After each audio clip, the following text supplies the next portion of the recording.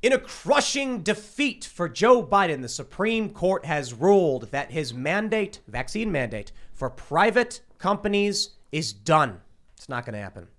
Now, that's good news, but there still is a bit of a defeat in that some medical workers can still be mandated to get the vaccine, but you win some, you lose some. Now, here's where it gets really funny. Joe Biden, he's calling on states to do the right thing and defy the Supreme Court and implement the vaccine mandates anyway. Oh, you got to love Joe Biden. And it's just been really, really crazy with the constant authoritarianism. We've got another funny story, too. And I won't bury the lead on this one. Newsweek's reporting that Joe Rogan is going to be in D.C. for this big protest in about a week or so, where they're all protesting against the mandates. And sorry to spoil it for everybody. I have confirmation Joe Rogan will not be going, but we'll talk about that story and we will talk about that protest and the reporting. Here's another crazy one, too. The RNC is going to require, supposedly, they're going to require their candidates, potential candidates, to sign a pledge saying they will not participate in presidential debates with the debate commission. So it's crazy, man. What is a crazy day? We also, weird. Yeah, we also have the Oath Keepers being charged with seditious conspiracy. So, wow, man. Joining us to talk about all of this today is Matt Kibbe. How's it going, man? It's awesome to be here. Do you want to introduce yourself and let people know who you are? Yeah, sure. I am the president of a nonprofit called Free the People, and our mission is to use stories to connect with young people, the values of liberty, with how we live our daily lives, and try to convince them that people working together from the bottom up can do all sorts of beautiful things. I'm also, I run a show at Blaze TV called Kibbe on Liberty. And I am a libertarian, hopefully recovering. Recovering libertarian. Yeah. You want to just aim the mic a little bit more up? Up like this. Yeah, there you go. Perfect. That's perfect. Is that better? Yeah, absolutely. You can't. Nobody can see the whiskeys, unfortunately, though. I'm like looking at the camera. No. No, yeah. Unless we do the wide shot. If we do the wide shot, yeah. then Wide we shot, could. yeah, then yeah. We got everything. Luke. Hey guys. So as I become older and that much wiser, I like to give unsolicited life advice, and that's why I made this T-shirt that says, "People will forget your words. People will forget your accomplishments, but no one will forget that you voted for Joe Biden." And I think it's a very important message that you could also spread by going to thebestpoliticalshirts.com. It always starts a lot of interesting conversation and gets people laughing. And if I could do that, I'll be happy. Thanks for having me. That is a really good shirt. That's It literally gets everyone. Everyone's like, wait, this is some kind of cheesy, basic B motivational quote. No, No, we're just making fun of you for Joe Biden. exactly. Nice. Hi, everyone. Ian Crossland over here. Happy to be here. IanCrossland.net. Check it out. And let's keep it moving. That's right. I am also here. I think, yes, we have the wide shot here. Here we Look at have that. all our whiskeys in front of Matt. yeah, He's you going to can be see doing it. a full flight of our whiskey sampler over from the corner, which is going to be really fun to watch during the show. I'm also here pushing all the buttons in the corner. Hi, nice to see everybody. I've always dreamed of doing a show called Drunk Austrian Economics, so tonight might be the night. Tonight's the Yeah. night. Yeah. Yes. All right, before we get started, head over to timcast.com and become a member in order to help support all of our fierce and independent journalism. As a member, you'll get access to exclusive members-only segments from the Timcast IRL podcast, and they're fantastic. You should check out the episodes we just did recently with Mike Rowe and Marjorie Taylor Greene, as well as many other people. We have a massive library, hundreds of these special episodes, including with people like Alex Jones and Steve Bannon. So you definitely want to check that out. And again, becoming a member helps fund all of this and our reporters, and we're hiring more. We're working on foundation, so we really appreciate it. Don't forget to also smash that like button, subscribe to this channel right now, smash that subscribe button, and take the URL up top in the browser and post it wherever you can, far and wide, on every platform from Gab to Getter to Parler. There are other social media platforms, right? Anyway, those ones work. No, you can post that everywhere. It really does help. And now let's get into that first big story. We got this breaking news from timcast.com. Biden's vaccine mandate for businesses blocked by the Supreme Court. The court wrote the Occupational Safety and Health Administration was not permitted to broadly regulate public health. I agree. I think they're correct.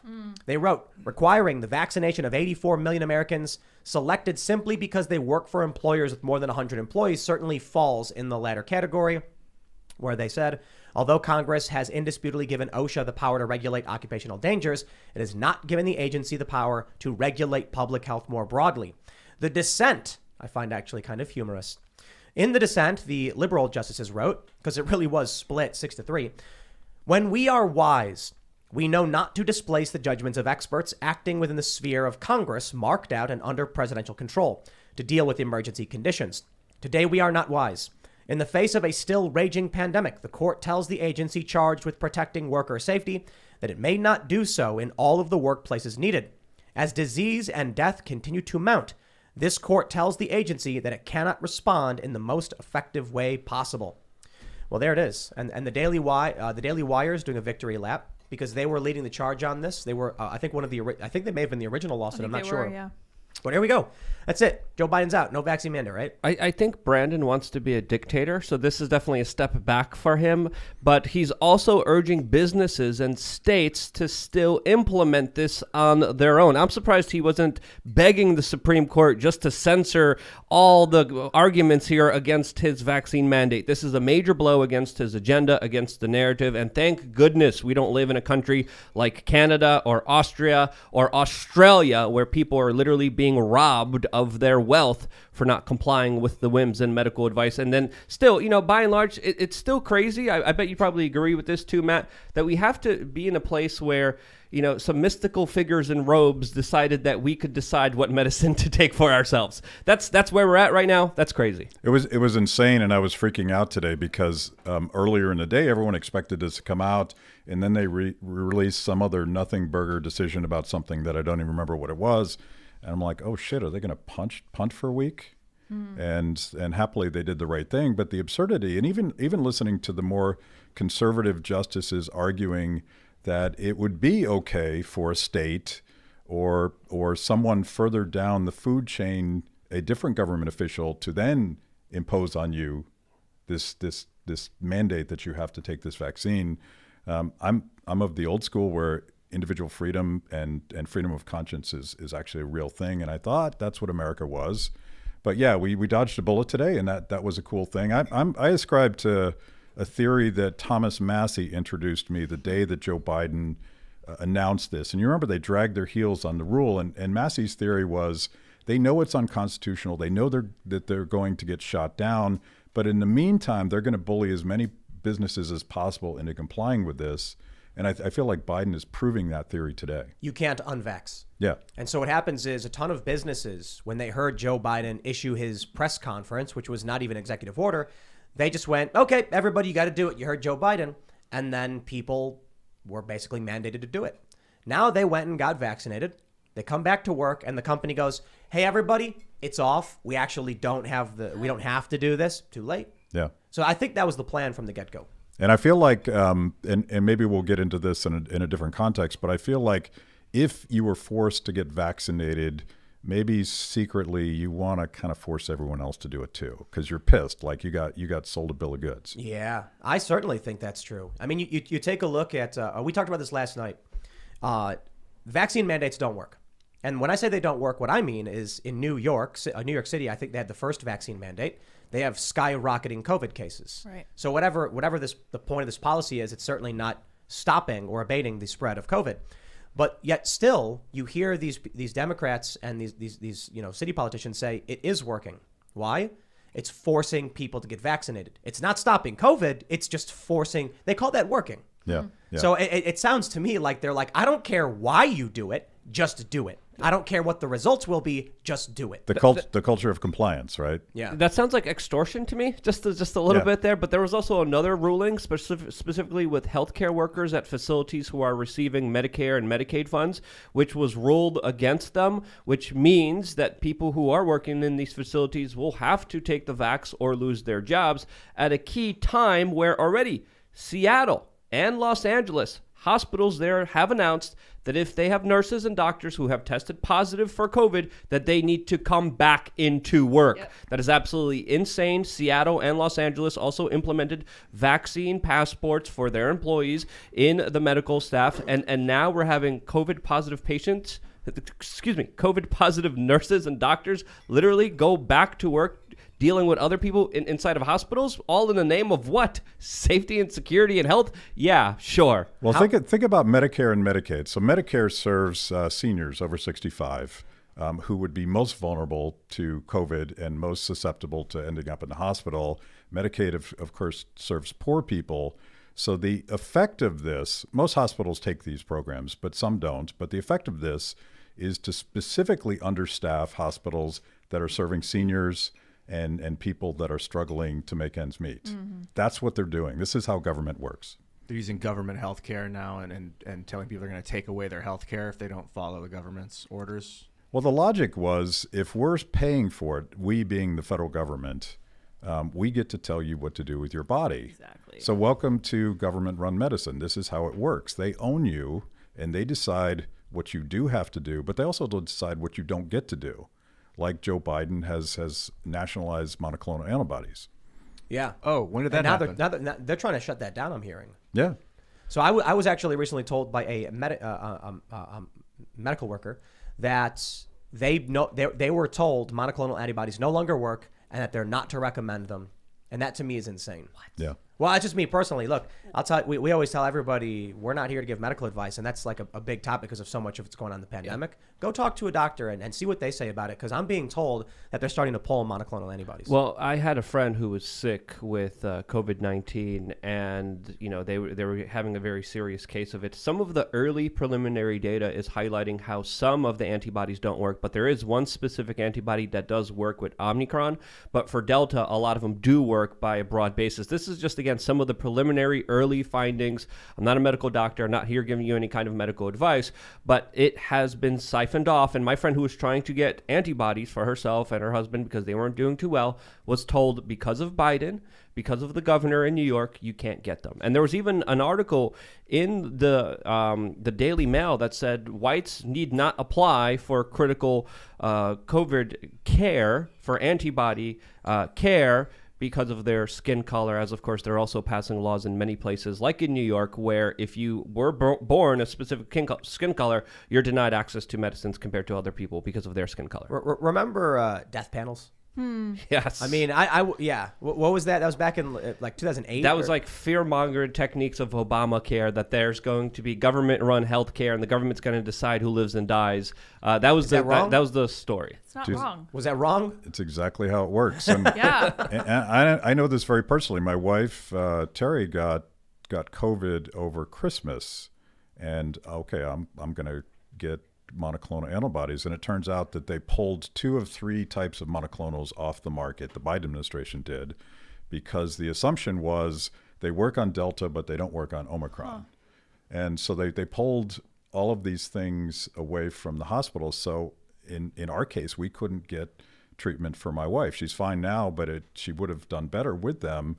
And then it turns out that, we thought it was all Omicron, but it's not really all Omicron. There's a lot of Delta out there. Yep. And it's sort of a lesson in how single top-down decision-making works in government. They just arbitrarily said, you know what, it looks like Omicron now. Well, it wasn't.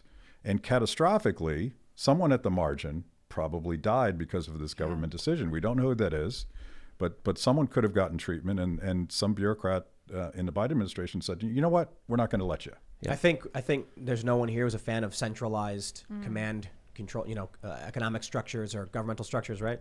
No. In the military, so Ian. when it comes to military, It's like, yes. when it comes to military, I understand the need for authoritarian top-down generalship. No, that's a fair point, though. I agree with that. Yeah. That's why we have an executive structure, because when we got to move fast in emergencies, it does make sense. But we're at this point now where too much is being absorbed by this executive authority. It can't be, total control of our medical system in one place. Yeah. The FDA is also intercepting packages with medicines that some people are using to help treat this. So when you have the government outright intervening in such egregious ways, and you see the result of it with more people being hurt, it really, really should leave a lot of people with the questions, what are they doing here other than making the situation that much worse for everyone else? As you said, the FDA was intercepting packages with specific medications that have been a big topic of debate. Obviously, these are the medications that Joe Rogan has talked about before. I don't even want to name them because of the kind of hot button. I came across a video on Twitter where apparently there's been a bunch of thefts of train packages in LA. I don't know if you guys saw this on the scanner. They heard about it, and they went down there, and it's like just ripped open packages of Amazon packages, boxes, COVID tests, fishing lures, EpiPens. Crazy. Is it piracy? Is it? I don't know. This is But, what crossed my mind anyway- as you were saying that. Are people being privateering these stuff? Back to Probably what we not, were talking about. I wanted to get back to that point about executive authority and the need for, emergency response. My view of emergency response is there's an agency that says, okay, we're going to go to these local communities that are affected by a pandemic and ask them what they need. And we can do that very, very quickly because we have the authority to respond rapidly. But not to dictate what the communities have to do, not to go to local mayors and say you're now mandated to do this. So when you look at, here's what I love about mask mandates especially. We work on the border with Frederick County and I think Washington County in Maryland. And so you can walk 10 feet and there's a building with a mask mandate and then walk 10 feet and there's one without. And it just literally makes no sense. And then the crazier thing is the further out you get from the center of the county, the less likely you are to even experience the mask mandate, which it just does not work. But then they want to start punishing businesses and fining them. And it's just look, being able to rapidly respond to a crisis by showing up with resources, you can spend money, you have people working under you and you can say, here's what needs to be done. Makes sense. But if you go to a community, you ask them what they need. You don't tell them what to do, Yeah, I mean, that's the dream. But the problem is there's a fatal conceit when you give these guys that much power. They have their own theory about how to do it. And the most disturbing example of this we all know is Andrew Cuomo overruling nursing home providers. Murdering 15,000 people. Murdering 15,000 people. He probably thought he was doing the right thing. He probably thought he knew better than them. And the problem with governments using local knowledge is that arrogance. They don't want to cede the fact that they don't know because that's political danger for them. I disagree with Andrew Cuomo not thinking he was doing the right thing, though. I understand your point, and I agree with that. But Cuomo had the Mercy medical vessel, and he had the Javits Center. And he was like, I'm not giving Trump a victory. Kill the old people. He was warned. Cuomo was warned. If you do this, you will kill old people. And he said, instead of using the Javits Center, which is only at a third capacity, or the Mercy vessel, which isn't being used at all, I'm going to kill the old people. And he did. Or the Central Park Hospital that was there that had right. received no one. I mean, you could even facetiously say that he was on the phone with his brother at CNN being like, hey, we need more of those deaths to boost up ratings. As of course, there's CNN officials literally bragging about how they were happy, how more people were dying because it was gangbusters for ratings, which is absolutely absurd. So again, that's facetious. It's sensationalistic to say that, but it's not out of the realm of possibility with how they've been behaving. Man, this is the kind of stuff that makes me want to do sketch comedy because you can't do it on YouTube, but you'd be able to do it on Rumble. Yeah. Where you just have Chris Cuomo call up Andrew and he'll be like, Chris, my show's not doing too well. We need more deaths. What can you do for me? It's like well, little brother, I got you. I got you. We'll just kill a bunch of old people. It's meant to make fun of them for as bad of people as they are, but Andrew Cuomo knew what he was doing. And people come out. It was standard protocol. This is why there's such a big kind of talk about conspiracy of him being outed, because if he got hit with that, if he was responsible for that, so would a lot of other Democratic governors in Michigan, in New Jersey, who would have been held responsible for it. And that's why there's conspiracy talk of Andrew being kind of taken out, so there wasn't any kind of possibility of him facing any justice for that specific cause, because it would implicate all these other governors that were Democratic, that were following orders from the federal government that was telling them to do this. Let's talk about Joe Biden. So in this report from the Daily Mail, they mentioned that the Supreme Court has voted 6-3 to block Biden's vaccine mandates. However, a disappointed Joe will tell businesses to adopt the rules anyway and says it's up to states to do the right thing. Biden has urged businesses to bring in vaccine mandates on their own and push states to do the right thing after the Supreme Court voted 6-3 to block his sweeping rules on private companies in a crushing blow to his pandemic response. The High Court did, however, allow a vaccine mandate for employees at healthcare facilities receiving federal dollars to go into effect. Now, there's an important distinction here. Joe Biden is saying ignore the Supreme Court in a certain sense, but the Supreme Court did not rule that vaccine mandates are completely illegal. The Supreme Court ruled that Joe Biden doesn't have the authority through OSHA to mandate businesses require vaccinations. So Joe Biden comes out and says, then it's up to you guys to implement these because I can't force you to do it. Now you know what I think is going to happen? I think the blue states and I think all the big companies are going to do it anyway. Fortunately, though, it means, I guess, like the Daily Wire won't have to. Well, they're going to try to do it, but there's also a very interesting article also from the Daily Mail talking about how a lot of the cases are flatlining in a lot of these major Democratic states. And if this goes along with the theory that I've been talking about and many other medical professionals have been talking about for a few weeks now, there should be a sharp decline in the numbers, just like we have seen in South Africa. I might be wrong on that assessment and that theory, but if that's the case, they're going to have a hard justification for more lockdowns, more mandates. And I think this is their kind of last push. And I think this is a major setback against their agenda. And I don't see it going further from here from my perspective. It's kind of a dilemma for businesses because on the one hand, they're dealing with employees, some of whom are Karens, right? They want that vaccine mandate and they want double masking and they're scared to death. But there's other employees that say, I'm not going to do it and you're going to lose me. And those may well be some of their most important employees. But you have the chief executive officer of the United States saying, I got an offer for you that you can't refuse. And if you say no, I'm going to send some of these agencies to check out your stuff and make sure that you're in full compliance with OSHA, full compliance with this. There are so many rules and regulations that every company in America is surely violating right now because they couldn't possibly know what they are. Biden still has the ability to make their lives hell. And what I think a lot of the big corporations wanted was the cover of being forced to do it by the government. And now they're stuck in this place and they're going to discover that they're going to lose a lot of their talent if they push forward. I got to tell you, I can certainly sympathize and empathize with a lot of these businesses because there are people who won't admit when they get sick because they're like, no, I'm not sick. Everything's fine. And then they'll come into work and they'll get people sick. You also have managers who are like, I don't care if you're sick. I don't want my boss yelling at me. You better show up for work. And so then you have these, executives who are like, how do we stop people from doing this? And they're like, well, we can mandate a vaccine, I guess. I'm not convinced vaccine mandates are going to solve the problem. So, ultimately I can empathize with the problem of people spreading COVID and then your company gets shut down. I get it. We had to, take off for a week because we got sick and I can see why people are worried about that. But I think we have to realize we're living with this. Yeah, well, you've got to define the problem. What's the problem today? Overloading the hospitals? That was the problem 2.5 years ago. We didn't want to overload the problem. So how do we solve that? Obviously, the vaccine may reduce symptoms, but it doesn't seem to stop the spread, doesn't seem to stop people from getting it. I think people are going to the hospital after they've been vaccinated.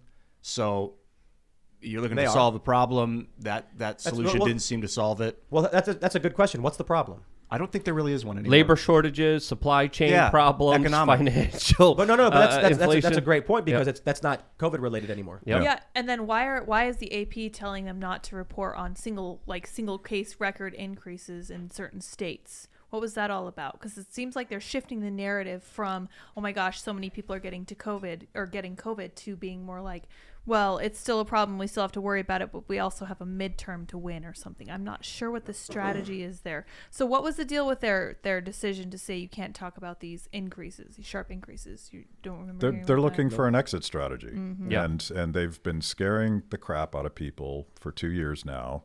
And there is no problem. There's certainly not a problem that we can do anything about at this point. I mean, I think we've created a lot of collateral damage. And remember, the original COVID models said, if you're going to flatten the curve, you're going to push out the pandemic. And that was always part of the model. And here we are 2 years into it, and this is an extraordinary virus in its behavior. And I think that all of these central planners who thought they knew better are culpable. So they need an exit strategy. And if we can just tone down the hysteria on the data, maybe we can get out of this before the midterm. I think it's very much, it's got to be political. Absolutely. Right. I definitely agree with you. We've been talking about it for a few weeks now, and this could be why Jake Tapper said, the hospital numbers are inflated. This is why the CDC came out and said 75% of deaths are because of 4 or more comorbidities. This is why the New York governor came out, said around 40% of the hospitalizations are literally people who were there not because of corona, but with corona because of other incidences. And there's more and more of these announcements. Something is definitely going on here, and I think there's definitely a bigger agenda at play here. I figured out Luke's agenda. By saying words like comorbidity, Yeah. The AI on YouTube can't track the words he's saying to censor us. You should have seen what I was saying, Smart, a Luke. specific kind of medication a year ago. I will remember it forever. You guys remember last year? I'm not going to say it here, but there was a specific way I was specifically mentioning stuff. You're but developing your own censor-proof language. I That's could. Right. Yeah. I'm going to play it off like that, but that's not the Vinci. case. Yeah, but Yeah. There's this font that allows people who are dyslexic to read it. Oh, cool. And it's really interesting because it's got like thicker portions on parts of the letters, and I feel like that's kind of like this. Luke Yeah, will say the word absolutely. comorbidity, and the AI just goes like, "I'm not familiar with this I word." and almost ignores had it. It's kind of Almost. like, I think, who was it? Was it Leonardo da Vinci wrote in code because it was illegal? The church would have him executed if they knew he was talking about the stuff he was talking about. Heliocentric model. I think that was Da Vinci. Galileo maybe wrote in code. Galileo. Some language, yeah. Wasn't Alice in Wonderland and Through the Looking Glass? It was meant to be metaphorical. It was supposed to be representing the problems of government and everything like that. Sometimes you got to hide from the algorithm. You got to Yeah. slightly move through it. It's always been the Yep. case. Wow. Well, regardless job. of algorithms, Anyway. big tech is a big problem in terms of limiting speech and shutting down dissent and shutting down conversations. But I feel at this point, with what Biden is saying, I don't know if the Democrats are going to get the message before the midterms, right? How does Joe Biden come back from the Supreme Court struck down his mandate? He then triples down saying, do it anyway. And then we're going to expect Democrats to change their minds in a few months and be like, everyone's free now, vote for us. Because if they keep running on lockdowns, they're going to lose. Yeah. Well, he's got two fundamental problems. One is that the people that were forced to be vaccinated are the people that lost their jobs or the people that are looking at empty grocery shelves are going to show up. And midterms are low turnout elections. So the midterms are going to be dominated by people that have suffered under the Biden regime. And the other problem, and this goes back to what James Carville so famously said, it's the economy, stupid. It's going to be very hard to fix what they've done in terms of supply chains, in terms of employment problems, in terms of all these things that people are feeling at the very local level. There's no way to turn that around in time. So I think they're faced with what they're doing is like, let's just keep doubling down and hope for a miracle. But it seems like political suicide to me. Yeah, I agree with you. If people came out of the lockdown and the economy was where it was 3 years ago, I think it'd be fine. People would be like, cool, Biden all the way. But they inflated the economy so heavily by like 100% almost. Yeah. Or Did you something, see when 80% or something. Kamala Harris got asked if the ticket was going to stay the same, and she goes, "Look, we are focused on today," and I'm like, it's really weird she couldn't just be like, "Yeah," you know what I mean? I guess she was like, "I know what you're trying to do with the pundits and the talking points, because they're saying, but we are focused on what's happening today," and I was just like, just say yes. But the reality is the answer is not yes. Yeah. It's not going to be Biden. She hit in behind a Biden. few months, they're going to throw away Biden like the worn puppet that he is. They're going to throw him by the wayside. He's going to be gone, and they're going to bring in someone else. They're teasing. They're literally teasing Hillary, and other people that they're trying to bring to the forefront. Buttigieg is another one. I think it might even be something like Michelle Obama or Oprah. Who knows what they're doing? But I do not see anyway, unless they make clones of him. Or some kind of GMO creature and put him in the front of us. I don't see how they're going to move There is a forward with him. conspiracy theory they cloned Biden, no joke. Or they replaced him or something. It's silly. But remember when Barack Obama said to Biden, "You don't have to do this"? Do you remember that quote? Yep. See, we always assume the context of that quote is you don't need to be the man who tries to stop Donald Trump, when in reality he was saying like you don't need, like it was more of a, you don't need to do this. Yeah, like, you know what you're I not mean? qualified Yeah, for you are this. not qualified for Yeah, this job. That's what I get. And Joe Biden, listen, he hears it, and in his mind, he's like this hero saving the day. And Biden's like, you don't need to do that, Joe. Let's go back to the sunroom and get you your blanket and get you a nap. And Joe was like, oh, truing on a shot of pressure. The last desperate throes of George Bush 41 was his staff leaking all of this stuff about how Dan Quayle was the problem. So if you're blaming your VP for the failure of your presidency, you're probably already done. I don't think they ever planned on Biden going beyond one term. And they can play it up like they did intend for him to be a two-term president, but the reality was we all know what Joe Biden is. He was the corporeal form that they asked for, just a warm body that was not Donald Trump. It's like an old episode of Star Wars. Yeah. Yeah. Star Star Trek. Star Trek. Yeah. They got what they wanted, and now we are all much worse off for it. But if you are a wealthy political elite sitting atop your ivory tower, they're happier that Trump isn't in office, even though everyone else is suffering. So long as they're better off because Trump was a bull rampaging through, and they don't care about you. I could see if Andrew Yang had gotten into presidency and they were like, we're going to print $5 trillion. He would have been like, nah. And he would have been obstructing all this money printing. So like they needed someone like Biden who's just disagree you got with the you. reins, Anthony Fauci. I absolutely disagree with you. Really? He wanted Yang would have his, printed? he Oh would my give that God. money to, Yeah. he He would wanted redistribute UBI, that bro. money. Yeah. I don't know. They He'd be printed like, a lot of money. Actually, it does make sense to bolster the economy by printing more money because everyone will then have money to spend and eat food with, and we should do it. And I actually like Andrew Yang, but I definitely think he would be like print money. But that would have been like 1.2 trillion, not 6 trillion. No, it would I don't Ian, think with the way more that the than government does, they would give everyone money and then give themselves twice as that. He worked for CNN. I have absolutely no faith and trust in that man. I think it's awesome that 1.2 trillion is considered the fiscally I know. responsible. Oh my gosh. Yeah, spend money to make Yeah. money.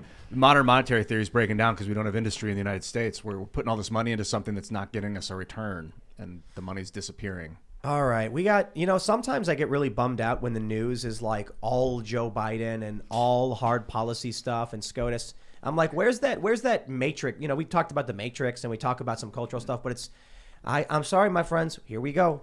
From the post-millennial, Biden begs press and social media to censor misinformation and disinformation from platforms. Quote, I make a special appeal to social media companies and media outlets, he said. Please deal with the misinformation and disinformation that's on your shows. It has to stop. And I'm pretty sure he just committed a constitutional violation. Yeah, what the because the heck? government can't incentivize or make requests of private companies to violate people's rights. That is still a government violation of someone's rights.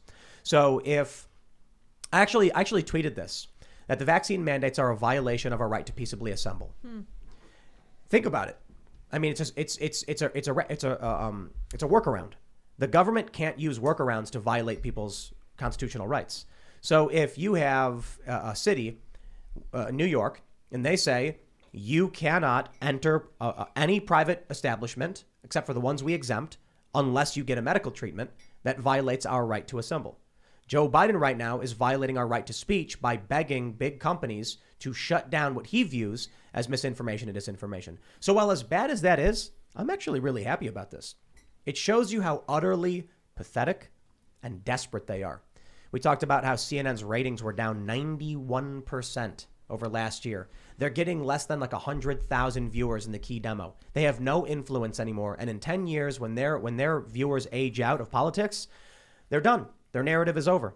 So what does Joe Biden do? He begs. He gets on TV and says, please. He's sitting there crawling amid the desert, begging, just water, please. And we're sitting there with our canteen going, no.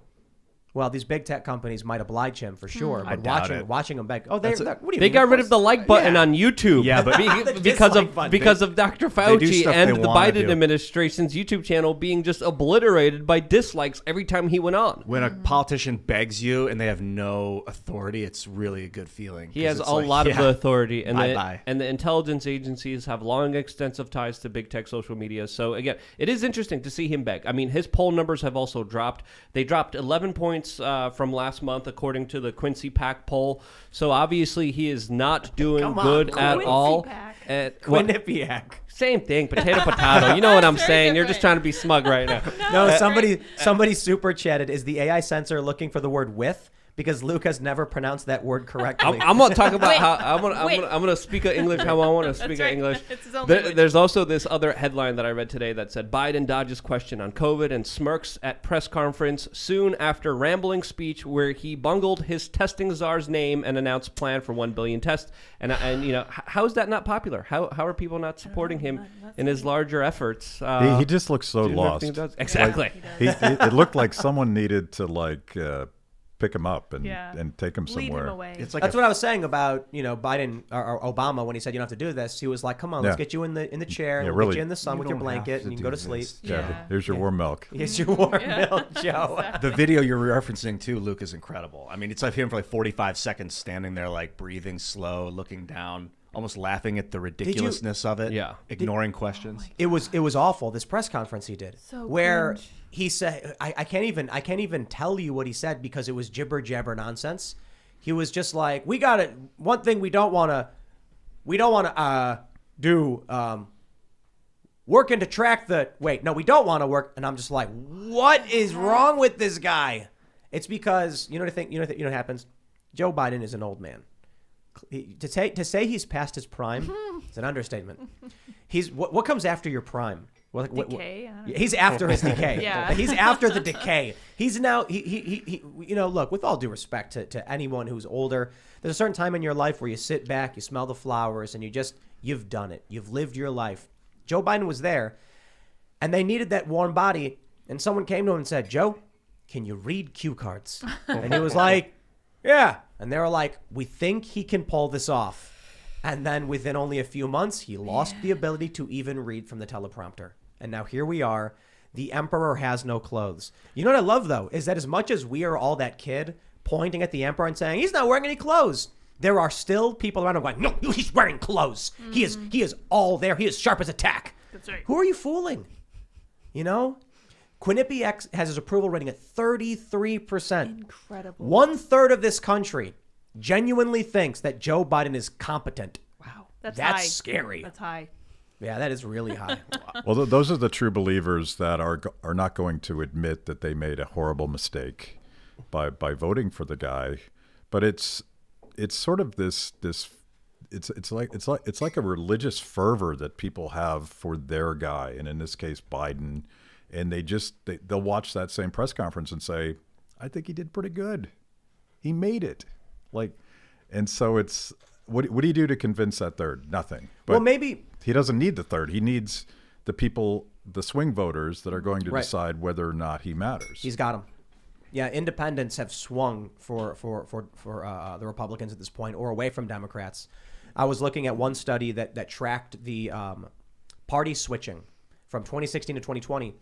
Independent has become the smallest faction because they're mostly polarizing, but about 2 to 1 they go to Republicans.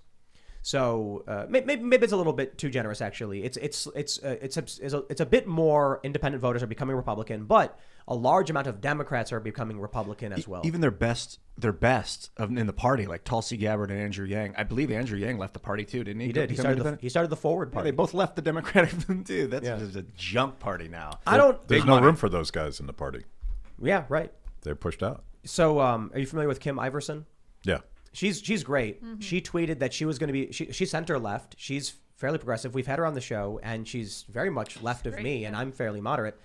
She tweeted she was voting straight Republican, and when I saw that tweet, it was on the 8th. I was surprised because I was like, I haven't even committed anything like that, and I hate the Democratic Party. But she said anything to stop the mandates, and it's not going to be Democrats. Now the funny thing is, I see Vosh, the socialist commentator, say, "Oh, what a completely shocking turn of events," and I'm just like, "Are you not upset that you're bleeding out your center, like your right flank? You are losing support every day, and your attitude is ha ha ha." I really think that COVID authoritarianism and lockdowns and vaccine mandates, these are the only issue that matters, and all the blue checks and the media have ignored for so long this boiling up, bottom up culture of people that are just pissed off and they feel violated. Maybe they lost their jobs, or maybe they just had personal medical reasons for not being forced to mandate this vaccine. I think that's who's going to show up, and I think it's the beginning of a new political realignment that I've hoped to see for a very long time. Authoritarians, you've said this 1,000 times, authoritarians versus people that just want to be free to live their lives. Yeah. And that's why I think we do see some Republicans join the Democratic Party. Those are the authoritarians. Yeah. The Lincoln Project types, they just want to be rich. They want to be in control. And they think you're stupid. Michael Bloomberg, is he really a Democrat? I mean, he's bounced back and forth, and he's the guy who thinks you shouldn't be allowed to buy soda because you're too fat. And I'll tell you this. Sure, I think people who are overweight should probably lose weight, but I'm not going to tell you can't have a soda. You know, I can't track your whole life. It's insane to me. And so what ends up happening is I might, on policy issues, be a little bit more collectivist than your average conservative. But on issues of freedom and liberty, I'm like, well, if we can't vote for it, we can't agree. I'm not going to force anyone to do it. And the Democratic Party and the left, the establishment left, has overwhelmingly become shut up and do as you're told and adhere to the cult and the collective. So they're losing people. They're going to gain those wealthy neocon types who want to go to war and want to control people. But now we're starting to see much more libertarian values and little L libertarian, civil libertarianism joining the right. And I think it's a fantastic opportunity. A lot of people on the left, a lot of Democrats don't get that. I'll be talking to people who are like, Democrat leaning, and they'll say something about the Republican Party from 20 years ago. They'll be like, yeah, well, the Republicans are the ones who did this with Afghanistan and Iraq. And I was like, yeah, I agree. That was really, really bad. I would never vote for those guys. But Rand Paul, I don't know. He's against all that stuff. I liked Bernie Sanders, but he sold out to the machine.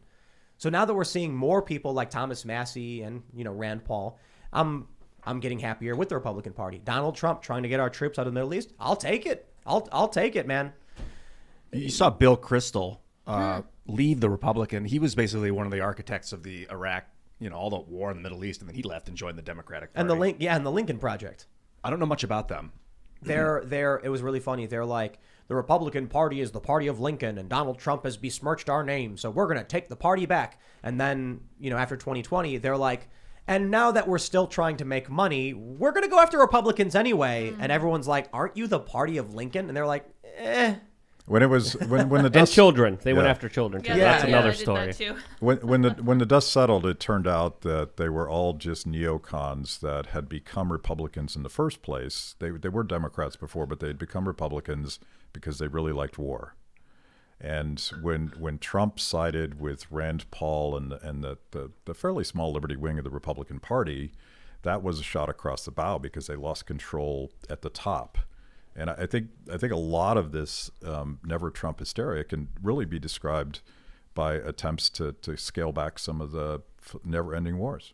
Yeah, definitely. I don't think Trump was perfect in that regard, but I didn't vote for him in 2016. When I was looking in 2020 and I saw the timeline for withdrawal for Afghanistan, I saw Trump complaining about Syria. I saw Trump openly bragging about selling weapons to these countries. I was like, we're getting a little bit of honesty in that regard, and he is trying to get out. It's the best I've seen in my life. Yeah. So I'm for it. He didn't start any new wars, but that's one of the reasons they really, really hate him. Yeah, he was very far from perfect, and he never actually succeeded in getting us out of Afghanistan. And I think that was a strategic political mistake, also a policy mistake on his part. But that's the future. The future is let's focus on personal responsibility and individual liberty. And maybe let's do less of this war stuff. Every war that the government declares, and it's not just the war on terrorism, the war on COVID has been the same damn thing in terms of enriching the corporate interests that collude with government to do all this stuff against the rest of us. And the military industrial complex, there's a COVID industrial complex. And man, $6 trillion buys a lot of interests. Yeah, just like the war on drugs, the war on COVID, the war on terrorism just breeds more drugs, COVID, and terrorism, as, of course, there's profit incentives built within the government and the larger institutions that corrupt them that, of course, profit highly off of those problems being made worse as they're being sold to you as they're going to be the solutions to them when they're not. But I'm fairly optimistic.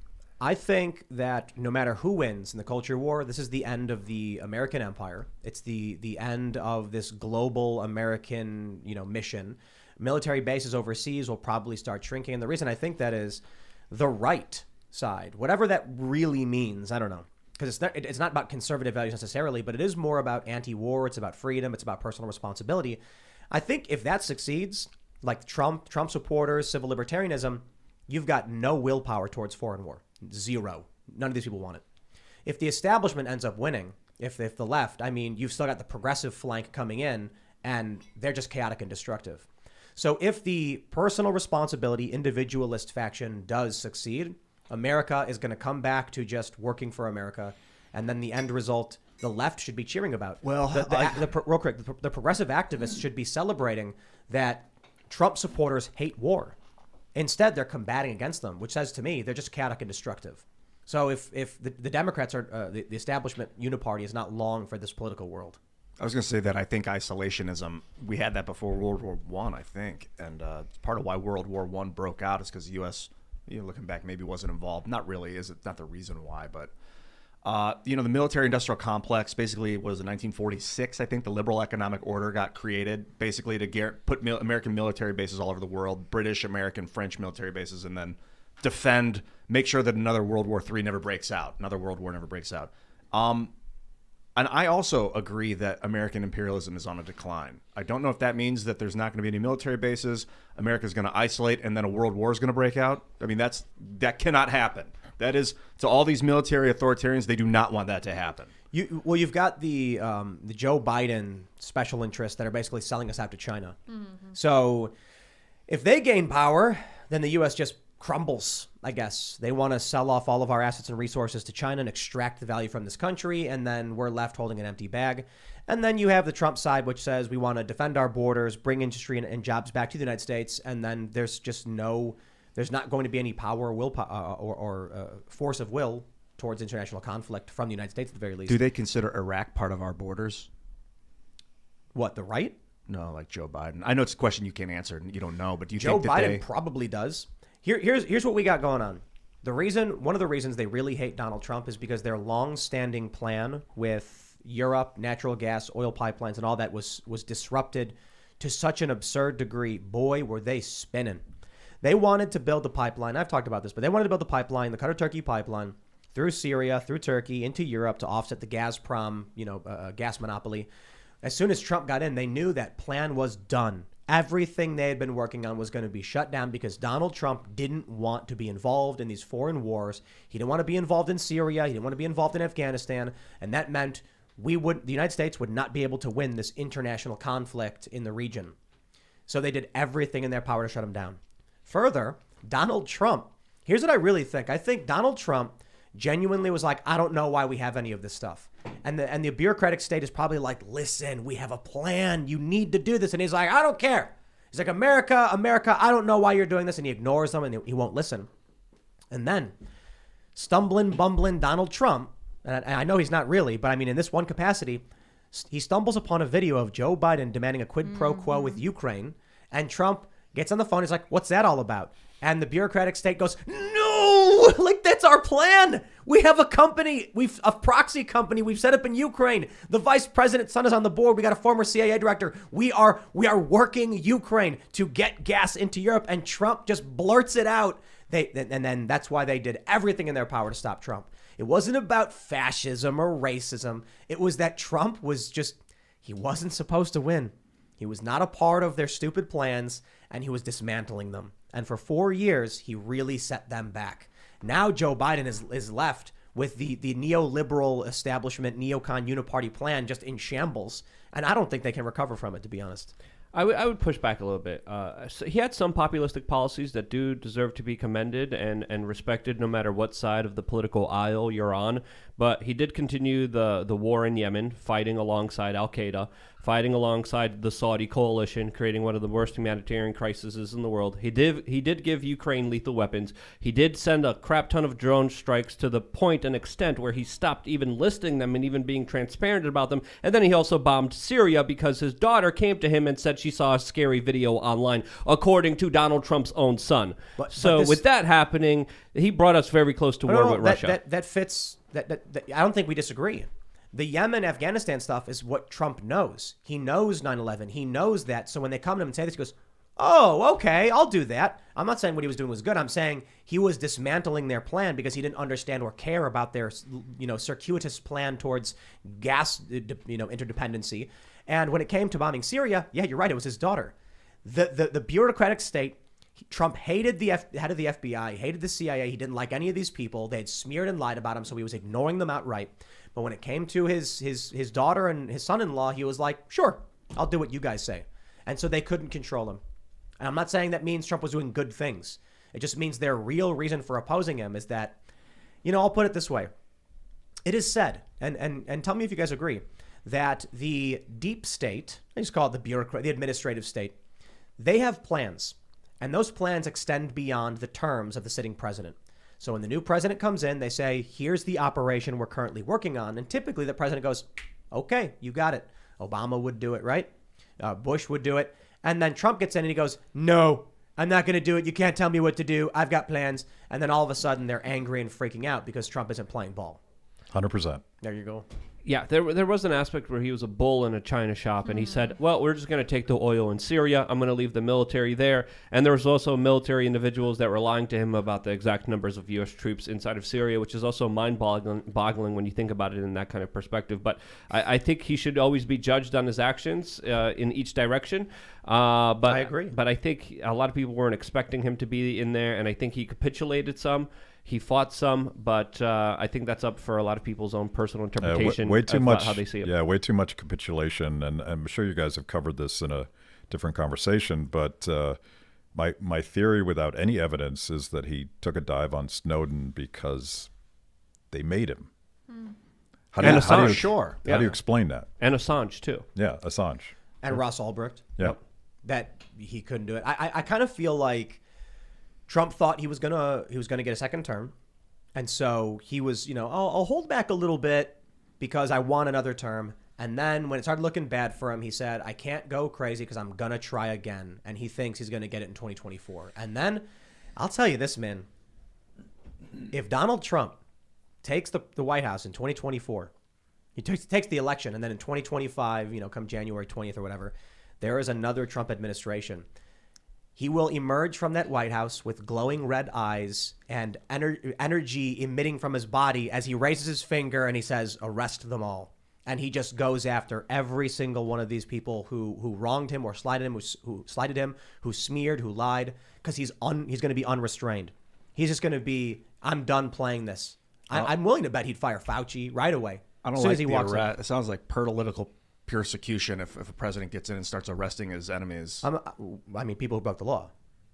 Yeah, lots of them. A lot of them are breaking the law right now. There's a lot of documents. They should be arrested. All the executives. It's not illegal when the president does it. That's Trump American trope. Trump also just a couple days ago said it's hard to criticize Biden now because Biden congratulated him on his promotion of the vaccine. Oh my God. So there's also that as well. And then Donald Trump also doubled down and made veiled attacks against Ron DeSantis, the governor of Florida, for not publicly talking about his booster shot allegedly that he took, according to Trump, who's attacking him now.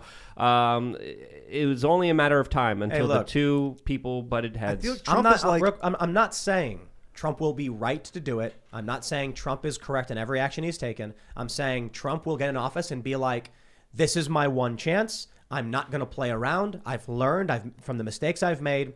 And he's just going to say, I want the documents release them now. And he's going to walk with these people. He's going to say, I'm going to follow you to the archives, and I'm going to watch you publicly release these documents right now under my orders as president. Because when he would do all this stuff last time, they'd be like, you got it. And then they wouldn't do it. And then Trump would forget about it. He is going to go off the rails. He is just going to be like, I'm not playing games anymore. He strikes me like a really bright, hot fire that's burning off of not a lot of fuel, like paper. And it's really, really intense. But if the wind blows, it just goes out. And you're like, where was he when we needed him? Where was he when Assange is rotting away in prison? Where was he when his daughter came crying to bomb a country so he did it? Like, we need strength and consistency. I don't want this bombastic, loud I hear you, man. Clown show anymore. I hear you on that. I mean, I've often said I'd meet all these people who would say I voted for Trump because I liked his policies, but man, I wish the guy would shut up. But I will also add, I think there's going to be a lot of people in 2023. A lot of people have suffered under Joe Biden and the Democrats in the past year. The lockdowns have been miserable. Kids are upset. Children have committed suicide. I know a guy whose kid took his life, and it's a horrifying story because he got locked down and they didn't see it coming. These people, many of them are just going to want revenge. And are you going to get revenge with Ron DeSantis? I'm sorry, the answer is no. Ron DeSantis is younger, he's calmer, he's collected, he's got a lot of things right, a lot of people like him. But Donald Trump would be like unleashing a bull, but this time the bull is on fire. That's a good point. This kind of anger and redemption, because I was just going to bring up DeSantis again, because I think DeSantis is going to give Trump a run for his money. I think a lot of people like DeSantis a lot more than they like Trump. I think there's a lot of broken promises with Trump. I think there's also a lot of clear corruption, a lot of promotion of big pharma. When, on the other hand, you have DeSantis that has essentially stopped the narrative in its tracks when it was Donald Trump that said it's only going to be 2 weeks to slow the spread. It was Donald Trump that instituted warp speed. It was Donald Trump that, said, here, Fauci, control the country, do whatever you want, when DeSantis did completely the utter opposite of that. And I think when it comes to that revenge, that aspect is going to be hindered by the fact that Donald Trump caused a lot of the pain that the American people are suffering with, that the Democrats continued by continuing his policies, while DeSantis was one of the only people standing in the way of it and saying, no, I'm not going to implement your mandates. I'm not going to implement your lockdowns, your restrictions, your bullcrap on my people, because I believe in personal freedom and personal liberty. And because he made that stand, I do believe he's going to win out against Donald Trump in the larger public opinion. Luke just wants us to move to Florida. That's why I say I love Florida, so I am biased here from my perspective. And DeSantis isn't perfect. There's also some things you could criticize him on. But by and large, you see Florida leading the way against the lockdowns, the mandates. Texas was following very closely what Florida was doing, but Florida was the first one that initiated a lot of these major moves that absolutely broke this COVID narrative, that actually broke a lot of this nonsense and stopped it in its tracks. And that's why I do believe DeSantis and Trump are fighting already. It's going to be a big fight. It's going to be a fight that's going to be very entertaining. But at the end of the day, I think DeSantis absolutely has this one in the bag. Yeah, Trump has a lot of baggage when it comes to lockdowns and it comes to vaccine mandates. I think, he is, as you mentioned, he's the guy that platformed Fauci.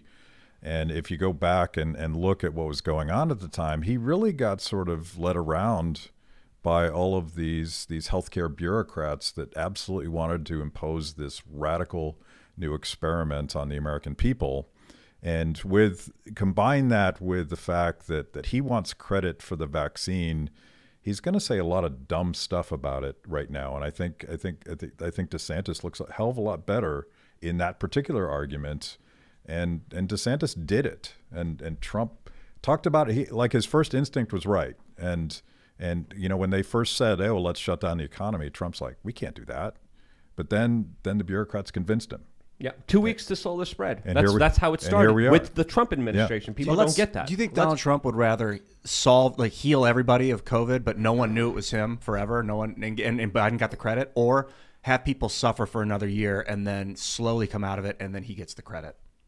It's all about credit. I think it's all about credit for that psychopath. Yeah. That's insane. Yeah. Well, you can't It's get an mad assumption. because someone agreed with you, and all of a sudden you're like, "That proves it." It's a hypothetical. He cares That's more tough, about man. what people think than about getting the job done. When it comes to the vaccine, he wants the credit for it. I think that's Trump derangement syndrome. I certainly think Trump is egotistical. And narcissistic. You're right. I'm making an assumption of what he thought, and it's not. But he wants credit for the vaccine. Even Joe Who cares? Biden, I would imagine, if someone came to him and said, "I am the great fairy, Joe Biden, and I will cure every one of their ailments, but Trump will get the credit," I still think Biden would be like, Well, then Biden's trash too. Anyone I know, that's but I'm going to saying, be like, let their this- ego this- get in front of public safety is the idea of the idea of the society. cartoon villain. I don't believe is real for the most part. Yeah. It's like, I'd rather everyone suffer. I don't think Trump. No, is it's like not.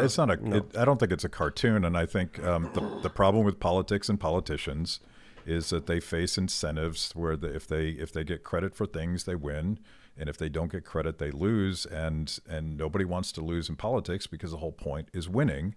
So the very nature of the process of politics is corrupting. And it's based on ego and arrogance and fatal conceit, and Trump is sort of he is sort of leans into that caricature, but he's not all that different than all these guys. But he's a military commander in chief at that point. And when the George Floyd riots broke out day 2, I said to Tim, we got to get the National Guard in there now. And it didn't happen day 2. Day 3, still no National Guard. And then people started getting shot. And he didn't want to get called a fascist. Trump didn't want people to think he was a militant fascist, so he didn't send in the National Guard. He just let things burn. That's tough. I mean, I don't know what the right answer is. Well, there's a lot of it's nuance. that he's mentally, he cares more about the way people perceive him than getting hold the on, job hold on. done. Let me bring up this story. I think there's a very real possibility that we don't even see an opportunity for Trump to be reelected following this news. From Timcast.com, Oath Keepers leader and 10 members charged with seditious conspiracy over January 6th. And there it is. We heard from Marjorie Taylor Greene. that there was going to be an attempt to disqualify members of Congress and maybe even the president himself. There's now an organization out of North Carolina filing a lawsuit saying that Madison Cawthorn is no longer, he's disqualified from running for re-election because he incited insurrection against the United States. Wow. Now they have their sedition charges, finally. And a lot of people were saying all throughout last year, and we've even said this, there's no insurrection charges, trespassing, come on. Well, you know what I think now?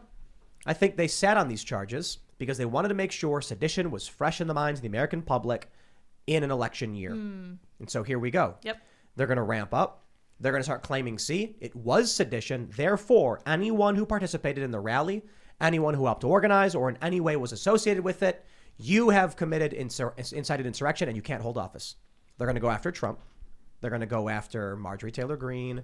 And they're already going after Madison Cawthorn. Just throw in more people. Anybody who's opposing the establishment. Well, the timing here is very odd. It took them 1 year. 1 year to press charges. I mean, what was going on here? This is extremely unusual to the point where a lot of people were saying, well, the Oath Keepers, they must be feds. Stuart Rhodes is definitely a fed. Well, now he's getting some serious, federal charges, which doesn't look like he's a fed here. But again, 1 year? Does it? It's just mind-boggling. Kinzinger was like, Ray Epps was only telling people to go into the Capitol. He didn't do it himself, so that's fine. But Trump held a rally where he said, be strong, and that's incitement.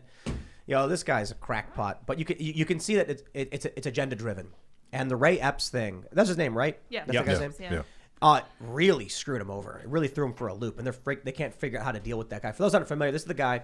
He's seen in a bunch of videos he's telling everyone to go into the Capitol. And people are wondering why he wasn't criminally charged. And now it's at the forefront, and they have no answer. There was people calling him feds the day before the event because he was calling for violence and destruction of government property before the event. During the event, he's on camera calling for property destruction and storming the Capitol. And people are chanting, Fed, Fed. Yeah. And Thomas Massey basically streamed this video from his phone when he was talking to who was he talking to? The head of the Attorney General. And then Ted Cruz picked it up. I think I find Glenn Greenwald's analysis of this pretty compelling, that it would be quite typical for the government to do this kind of thing. But I think in terms of the politics of it, I think it's pretty weak sauce going into the election. Going back to my earlier point, if you're looking at empty grocery shelves and you can't afford to feed your family, and maybe you've been forced out of your job because of a vaccine mandate, all the drama about January 6th, and I was super critical of anyone that participated in January 6th, and I wouldn't apologize for anybody that was either committing violence or being near it. You just don't do that. Right. Lock them up. Yeah, but that said, this is not the Democratic solution to surviving the reelection.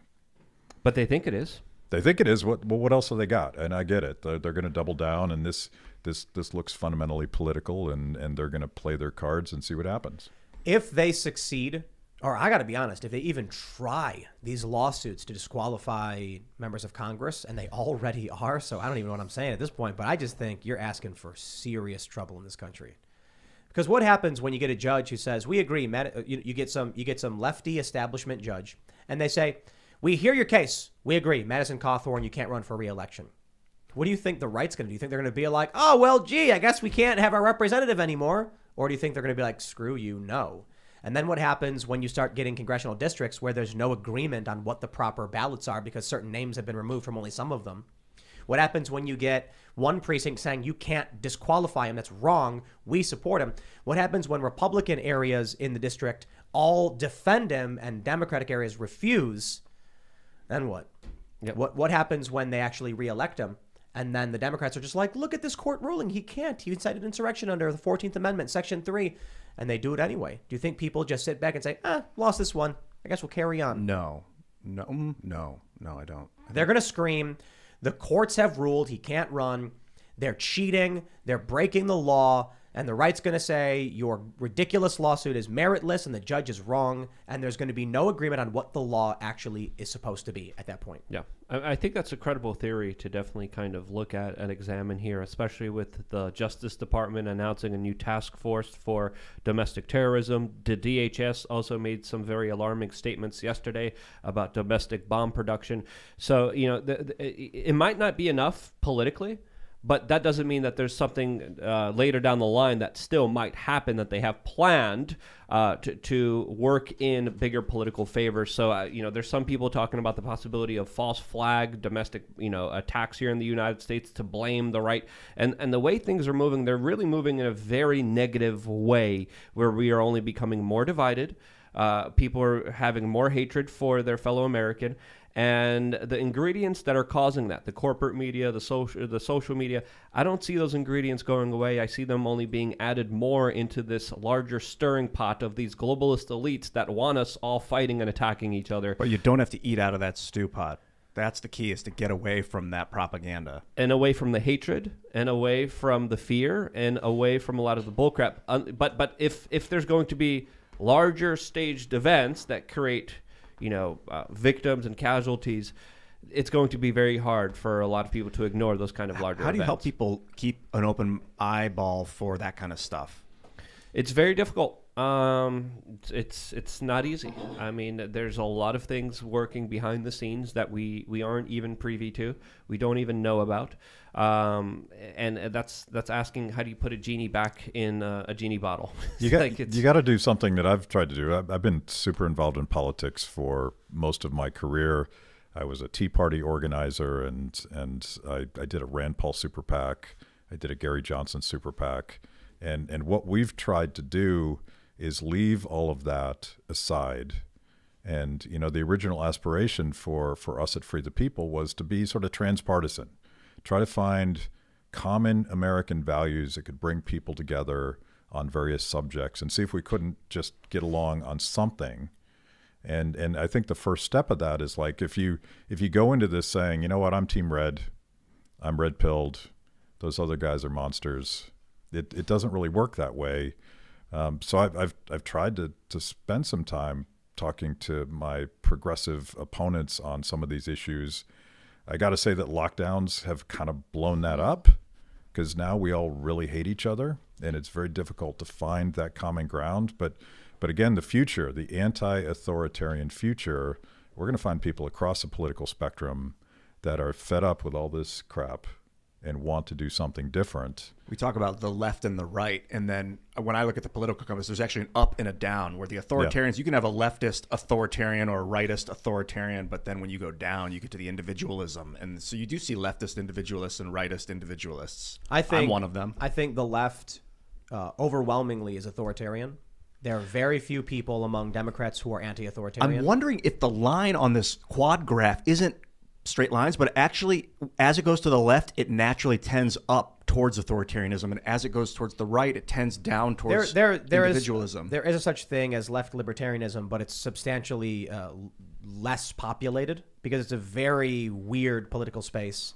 When it comes to the modern version of the left, what we have in the United States today with the Democratic Party and leftist activists is, because they're overwhelmingly collectivist, even the Democratic activists or progressives or DSA types who don't like Biden would support him due to tribalism and collectivism. Then you have the run-of-the-mill lay Democratic voter who doesn't know anything but adheres to the authority out of ignorance and fear. So it's not that they're authoritarian, these people, in the sense that they're, like, we want you to bend the knee and do as you're told. It's that they don't know anything, don't want to know anything, and say, I'm going to do what I'm told by Brian Stelter and Jake Tapper. Authoritarian follower as opposed to an authoritarian leader. Yeah. Yeah, I mean, I figure there's an audience. I mean, there's people hard set in their ways, and maybe it has something to do with age, where you just stop thinking about the world anymore. You are who you are, and you've accepted that. But I think there's an opportunity, particularly with young people. I'm trying to be an optimist here, so hang out with me for just a second. I think a lot of young people are searching for something else, and I think there is a small L libertarian solution where we can sort of accommodate our different cultural differences, and you can be conservative, you can be liberal, you can be all these different things. as long as we agree to solve problems on the local level and live our lives however we see fit, as long as you don't hurt people or take their stuff. And that ultimately is the libertarian solution. I'm selling T-shirts too tonight. Sorry. It says don't hurt people and don't take their stuff. Yeah. I agree with that. It's a simple message that I wish more people would just understand, and that's literally a lot of people's philosophies that if they instituted would create such a better world. Yeah. Just don't steal. That's that simple. But it's got to be like, I don't think that's a political solution. You're talking about changing hearts and minds, and talking about a little bit of humility when we deal with other people who may be confused about using the power of the state to force other people to be vaccinated. For people whose minds are still open, we should talk to them.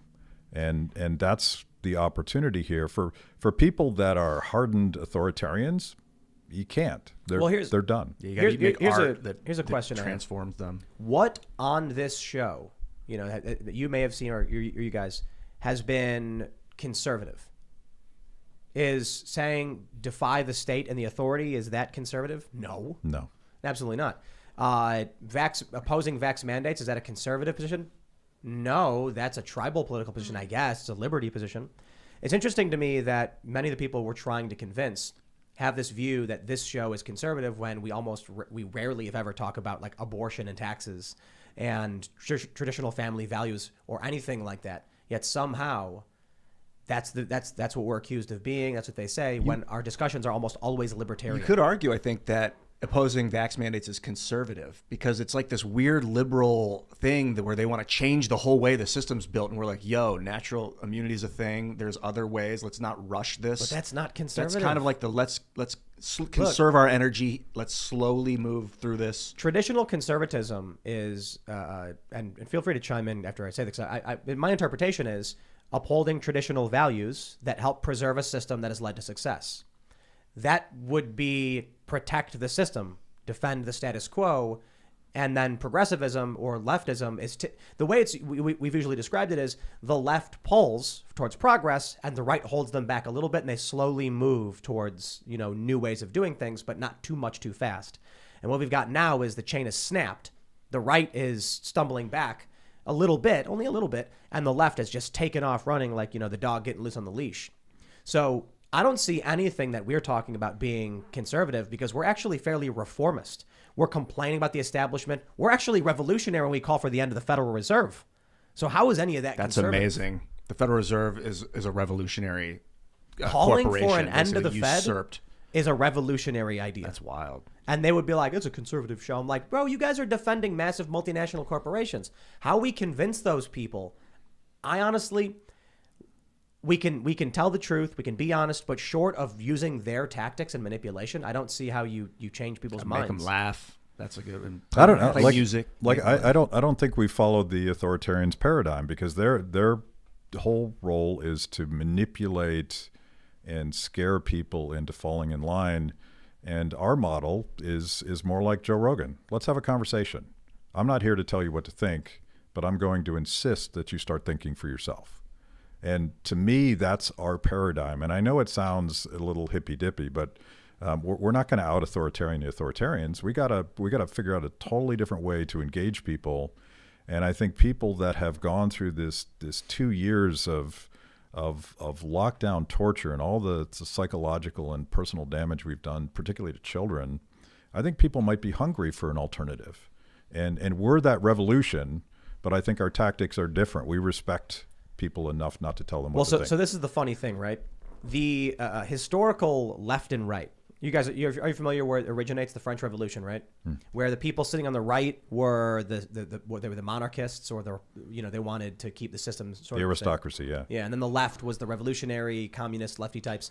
The funny thing is, we're sitting here saying the establishment is busted and broken. They're bad. We got to vote them all out, get rid of that. We want to end the Fed. We want dramatic revolutionary change in this country. And the quote-unquote left, people like Hassan or Vosh, are saying the massive multinational corporations are correct and we should be forced to buy their products by the status quo establishment politicians.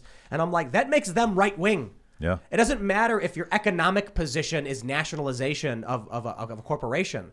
You are on the historical scale, based on the original definition, the right wing defending aristocracy, and we're here complaining about it. Fascist, absolute fascist. Even Occupy Democrats. They tweeted today that in Greece, the government is fining people $113 per month because they didn't take a product from a private criminal multinational organization. They're also bragging that in Austria, the government is fining people stealing $4,000 for them because they didn't take a product from a big pharma agency.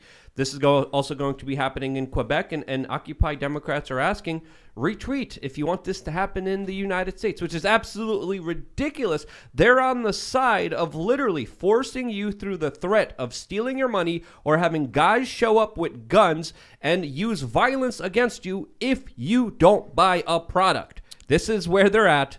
They're absolutely fascists, totalitarian, technocrats that have no respect for human decency or your personal property. I have a tweet about this. So here we have the tweet. They say Greece announces that it'll begin fining the unvaccinated $113 per month. Austria announces that it'll begin fining them $4,000 a month. And Quebec announces it may begin slapping them with a significant fine. Retweet if you think America must do it. My response was no. We should just lock the unvaccinated people in jail. They can leave anytime as soon as they get the vaccine. This way, we aren't forcing them to get vaccinated, and we keep people safe. Australia model. I was concerned about that tweet because they're going to take your advice. So I often tweet garbled nonsense, and I have no problem explaining why I do it. By tweeting the opposite in a slightly silly way, the average person of intelligence understands my point, and you can't take the tweet and assert context to it. So Luke posted a meme, and I'm like, I'm looking at this meme, and it's like, questioning, vaccines and things like that, or it's the science and the corporations around it. And I'm like, if you post that, they might say you're posting medical misinformation and ban you. So I posted it in a very silly way, criticizing it and pushing something that was absurd. So what are they going to do? They're going to ban me for saying it was crazy? Yeah. Even though most people understand my point. My response to this tweet was replying to it with a GIF of Mussolini giving a speech. I saw that. That was awesome. And I was like, that's also another way, just mocking these people because their ideas are absurd. And when we really break it down, what they're doing, they're calling for violent men with guns to come to people and steal their money for not taking a product. That's essentially what it boils down to. And so let me just stress this point right now. And I'm going to say it again to make sure everyone hears it, because I really want the bread tubers to hear this. If we are talking about the French Revolution, and the right was, as you described, would say the aristocracy, and the left was the revolutionary. We sit before you today as humble civil libertarians and big L libertarians in a certain sense, saying the establishment politicians are corrupt and broken, the massive multinational corporations are criminal, and they are stripping the value and the rights of the working class in this country. We believe that there needs to be dramatic revolutionary change in this country, like ending the Federal Reserve. Not depending on Chinese slave labor. And not just ending the Fed. We would repeal it and then take control of the finances with our Congress. Restoring the rights of the working class, ending the corrupt aristocracy and elitism in this nation, and letting good working class people have the fruits of their labor from the labor they produce. And many of you sit there and say it is good that Nancy Pelosi and Joe Biden, corrupt neocon corporatists, neolib corporatists, are mandating the American people be forced to buy a product from a massive multinational corporation. You are the right in your own argument, and we are the left. We are to the left of you, and we're not even leftists. Now, if you want to talk about economic scale, when left means economic policy collectivism or right is laissez-faire, then we'll have an argument for sure. But if you want to play that game of left and right as tribes, y'all on BreadTube are actually right-wing for defending the government and the corporations as they do this. How does that happen? Isn't that weird? They must have changed aisles there at some point. They all got up and shuffled over. I think that's why you got to not get too hung up on the definitions of the words rightist and leftist, because really, yeah, you can call yourself whatever you want, but if you're supporting multinational corporate takeover, that's authoritarian as hell, it's monarchist as hell. Criminal entities with no liability for their product that's forced and extorted on the general public. That's a whole new level of Literally craziness criminal. That has a criminal past of buying off regulators, politicians, and doctors for pure profit motive that they had to pay billions of dollars in fines to. Pfizer is like in the top 10 largest criminal cases in the world. Yep. I think Pfizer's like number 5 or Yep. 6 or something. For buying off regulators, scientists, and politicians. You know, in practice, it's quite often difficult to see the difference between fascist regimes and communist regimes. And one technically is government ownership of the means of production. The other is government control of the means of production. But I've done a pretty deep dive on this. And if you look at Pol Pot, the mass murderer in Cambodia, and you look at many of his policies, not just economics, but civil liberties and general disdain for life, it's fairly difficult to tell the difference between him and Adolf Hitler. And yet we're taught that these guys are in opposite ends of the political spectrum. No, they're both murderous authoritarians. And mine's different than you. I put the bad guys on the bottom. I get the metaphor of putting us on the bottom, but as you move up my political scale, you get to all the things that are voluntary, cooperation and choice and informed consent, and all these crazy radical ideas that neither political establishment will tolerate today. And to me, it goes back to your manifesto that you laid out there. That's where we can find reasonable people, and it almost feels like it's in the middle, even though it's outside of the current structure altogether. It's the people that spin around all through it and are willing to engage and understand all of it that seem like they're in the middle. It's happening so fast that it just looks like it's right there. Yeah. Those are the people I'm looking for. Well, I think we found them tonight in the comments. Yeah. Or they're all saying we're foolish. No, I think the people who watch tend to be fairly moderate. You know, nobody's an extremist in any sense. Maybe a few people pop in here and there. We get some leftists who just hate us and they're very authoritarian, tanky types. But for the most part, the people I meet on the street, regular people, and they're just, the response I usually get from people is they're like, I don't know, man. I just want to be able to live, to feed my family, to get by. I don't want to hurt anybody. I don't want to cause problems. I just want things to get better, and I want people to chill out. Yeah. That's a lot of it. But you got a lot of people who are like, we want to go crazy. We want to go to war. We want dramatic revolutionary change by any means necessary. And, the one thing I find fascinating, because I've talked to a lot of Antifa people about this, I said, isn't the use of violence against someone inherently authoritarian? And they never have a real answer for it. You might get these sophists who are like, actually, the use of violence isn't because, and I'm like, what about beating someone until they agree with you is not authoritarian? Because isn't authoritarianism strict adherence to the authority or governance or politics based upon adherence to the authority? And the use of violence is authoritarian to force them to do it, whereas libertarian would be like sitting down over a cup of coffee and having a discussion and an argument and trying to convince them. Persuasion. Right. Well, defensive violence, I guess, could be a libertarian thing. We have this thing called the non-aggression principle that if you can't mess with somebody else, but if they mess with you, they threaten your life or your property, you have a right to defend yourself. But back to your point, I think this is super important. Antifa's model is explicitly violent. They're quite proud of it, and they think that violent change is the only way to sort of transform society, break the system. And all of these communist dictators tried this stuff, and they didn't give one damn about human life. Our strategy has to be different, fundamentally different. Ours has to be nonviolent, because violence is the ultimate violation of liberties and people's humanity. So I think there's power in nonviolence. And I'm a student of Martin Luther King and Gandhi, and I've studied these nonviolent movements, the solidarity movement.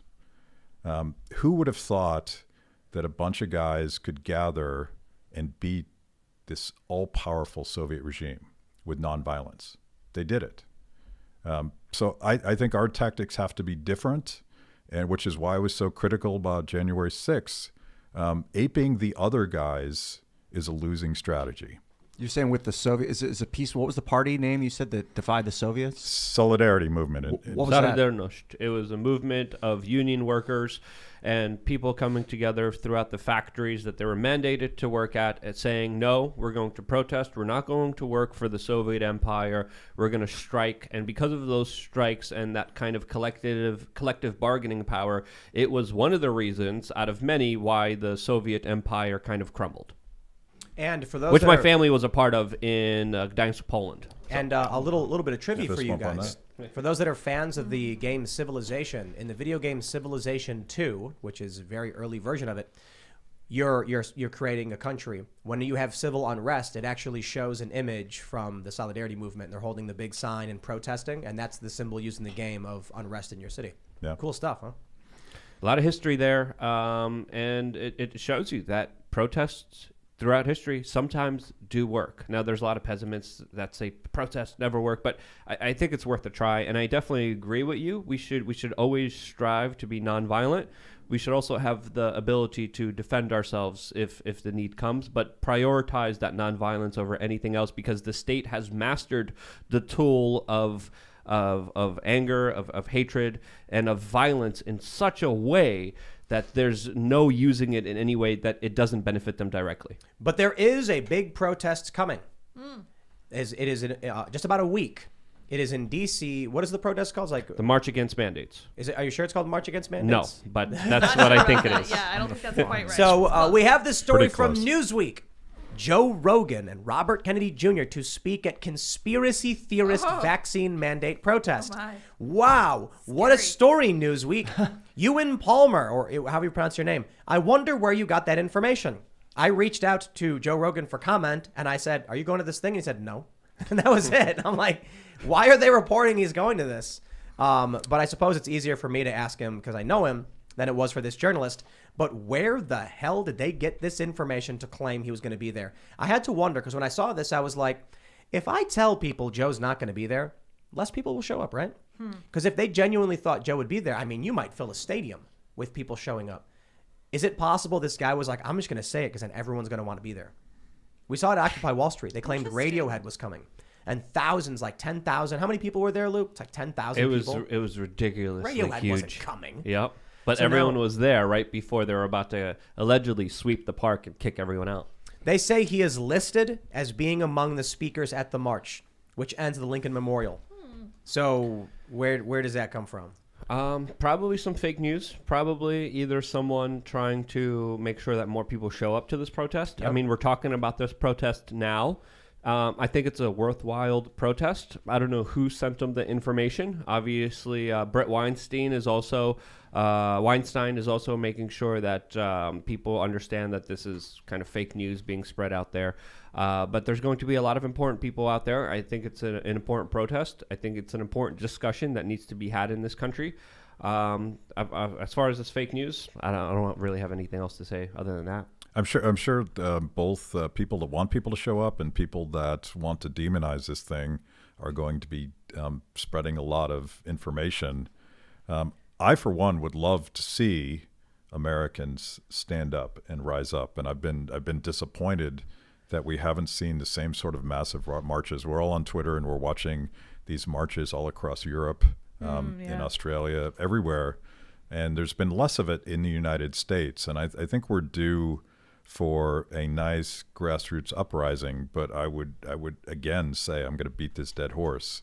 It's got to be peaceful because everybody's watching, and one bad actor will destroy your message and transform what could be a pivotal moment in American history. And the feds are dying for an dying. incident to happen that will turn violent, that will hurt other people, that will work in their benefit. So they desperately want something like that to happen. I would even say as desperate as to even potentially manufacture it. That's my perspective. So it is defeat the mandates Yes. DC. And they say after they get to the Lincoln Memorial, recording artists, prominent doctors, journalists, pro athletes, actors, and premier thought leaders will give a series of inspiring talks and musical performances. I don't see if it says who is going to be there, though, or why they were claiming that it was going to be Joe. Keeping it open, it looks like. The FLCCC has also provided a lot of important information to a lot of people that even information that I personally used myself. And they do a lot of good work, so it's cool to see them involved here. Chris Martinson of Peak Prosperity is also going to be there. He's going to be speaking and participating. He's he's been on the show. He's a friend of mine as well. Dr. Malone, Dr. McCullough, and I'm not sure about Robert Kennedy Jr. I don't know if he's confirmed. Does or not. conspiracy mean anything anymore? It doesn't mean anything, does it?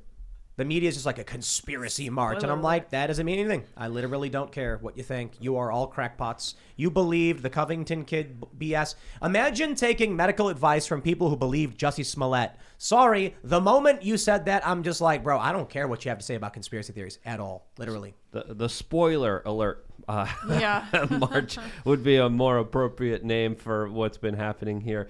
And again, the corporate media is going to vilify it because it goes against a lot of their corporate media partners. And this is bad for business for the big industries that are tied to them. So obviously they're going to try to attack it in any way that they can. It's only a matter of time before we get that email where it's like, hi, I'm with Pfizer and we'd love to sponsor your show. And then all of a sudden one day we're like, you know what? We're totally in favor of this. People should get 12 vaccines. Talk to your doctor about your 12th vaccine today. Oh my gosh, no. No, we won't play those games. Be interesting to do a Pfizer ad, and then at the end, after the ad, be like, yeah, Pfizer's trash. This authoritarian corporation. Like, I wonder if that'd be good. That'd be fun. If I ever received anything where it was like, we'd like to sponsor your show, I'd probably just publish all the documents. And I'm saying that now, so it'll definitely never happen. Yes. But I would thoroughly enjoy being like, thank you for the request. Here's Twitter. Here's what they're sending people. I would love to see Tim Pool brought to you by Pfizer. That'd be awesome. All of a sudden, I'm wearing a suit. Yeah. We're in a different room. Pfizer beanie. We're in an Pfizer office beanie. building. We're all wearing, Dress clothes. black tie suits. Oh my gosh. Luke's pronouncing everything correctly. It's just Those are absolutely body crazy. doubles. It's bizarro Pfizer world. Yeah, right. Yeah. Well, I'll say this. Luke, you're going to be at the protest? Yes.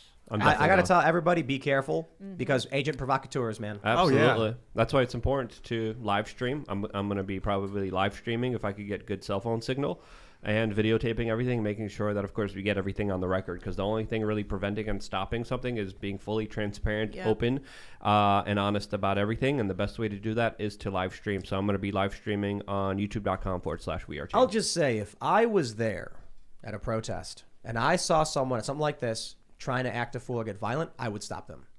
I would, and we saw that there was a lot of this. Some of this went on. There's really cool videos. There was a guy who was ripping bricks off out of the sidewalk. Oh, yeah. And then left-wing activists, grabbed him and dragged him to the police. And they were like, "Get him out of here. We do not want this." And then the cops even let one of the guys go. Like, he got caught up in it, and they were like, "Okay, you're cool." And they arrested the guy who was vandalizing stuff. That's what you need to see.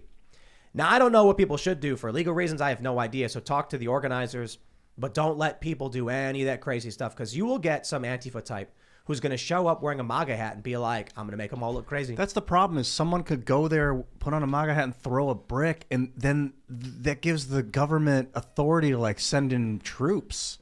Yeah, One guy can do that. That's crazy. So we dealt with this, and this is before smartphones were such a thing, but I was a Tea Party organizer, and we organized that massive march in 2009 on the Mall, and no arrests, no violence. A couple kids got lost. We found them again. It was like this beautiful bottom-up thing. But eventually, people that wanted to sort of smear our reputation showed up. And one of the tactics we used, which I believe we borrowed from the left, was we created signs that said, "This guy's not with us." And we would surround a bad actor. And we don't know if the guy's a bad actor from our side or their side.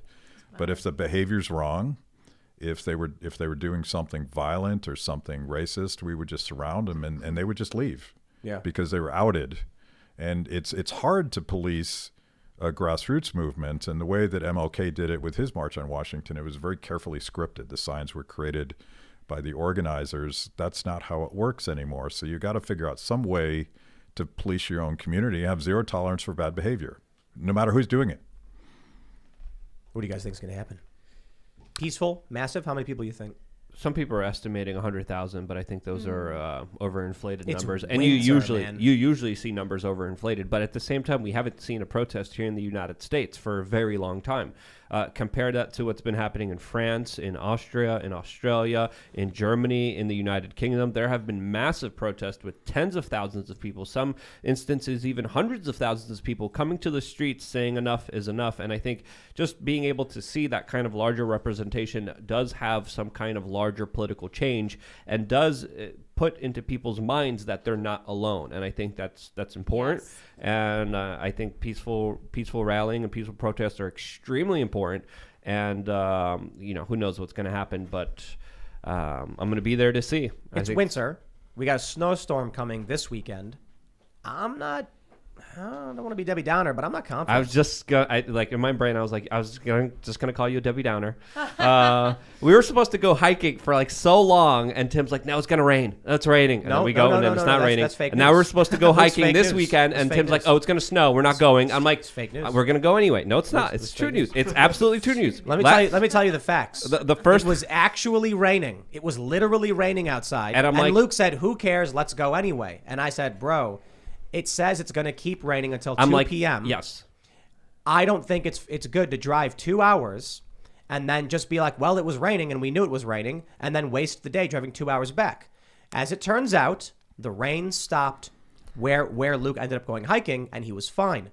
The only thing that really happened was I wasn't willing to take the risk, and Luke was, and it benefited Luke. That's the true news. Stop being fake news, I Luke. keep telling you the weather reports keep lying to you, man, just like the media does. It's a And then psyop. even if it is raining, it'll still be an interesting hike to go on. We just bring weather gear and still enjoy the hike rather than just Now, sit at home. here's the false framing from Luke. While we were going to go hiking this weekend, there is a report that a major winter storm is coming. So what we said was, how about we go snowboarding or skiing instead? So we still go up to the mountain, we still get the views. And Luke said no. No, when? And then he has no, the no, no. nerve- Now he has that's the fake nerve. news. That's fake news on your part. I never said no on that part. You want to go like next weekend and Well, yeah, whatever. because it's a couple hour drive through the snow. We have to stay the night.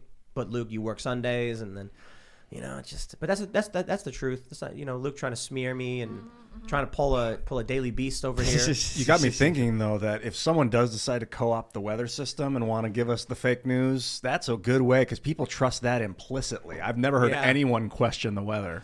Even when just this past weekend they said it was going to rain, and then it didn't rain. I'm We just telling believe you, it. there's no But reason to believe the news, Tim. There was actually a meteorologist who pointed this out.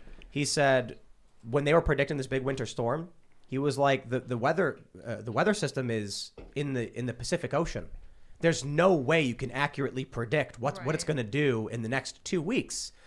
So I guess it is still, for the most part, coming true in a lot of ways. It's not the same as the projection from 2 weeks ago, obviously, but we're supposed to get hit with a big winter storm.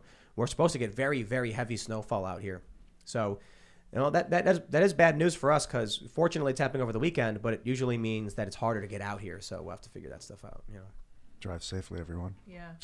Yep. In the middle of nowhere, and the power could go out. Yikes. It'll Who be knows? exciting. But how about we go to Super Chats? If you Yes. haven't already, smash that like button. time. Subscribe to this YouTube channel right now by clicking that little subscribe button, or the podcast if you're listening on the podcast, and go to timcast.com. Become a member, and you will get access to our members-only podcast. They go up around 11 or so p.m. Monday through Thursday, and we're going to have one.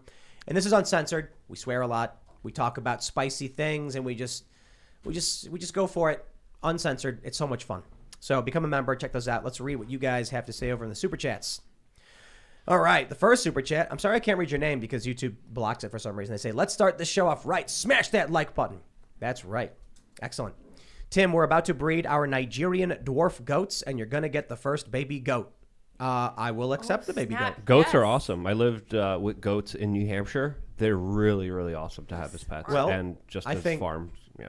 I think once we're maybe 4 or 5 months out from being operational at Freedomistan, and we'll probably have goats.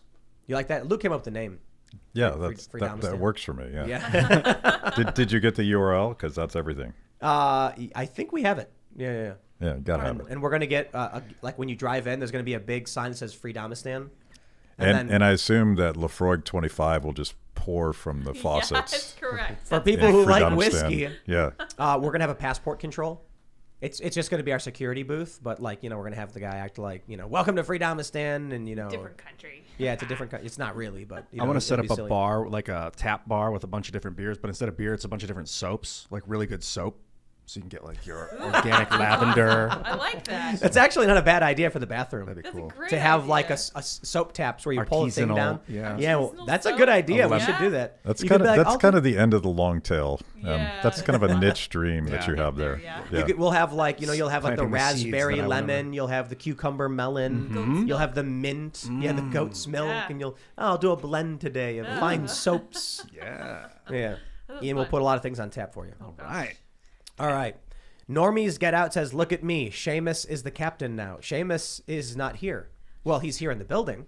but he's us not in here in the spirit. studio. He's physically with Yeah, us. true. He's just not on the also show. physically with us. I hope he'll be on the show at some point. He's doing I don't know what does Seamus do? He's drawing pictures. Yeah, Is that what he does all day? He draws. Killing it. Talks on the phone a Yeah. lot. Makes me laugh. Just drawing pictures of Fauci. Yeah. Oh yeah. Doing And then he voices. comes to me and he's like, Tim, can you be Fauci? You're like, And then I'm yes. like, I will try. I can be anything. Normie's got says Seamus cast or no cast. It's Shimcast. Okay. Shimcast. No, we want Seamus. Shamecast. All right. Abnormal Normal says, my wife, who is a nurse, just received an email stating she will no longer have a job if not jabbed by the 29th.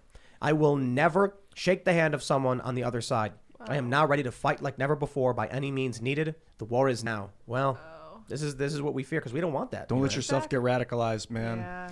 But I mean, if the U.S. does break apart, then China just takes over.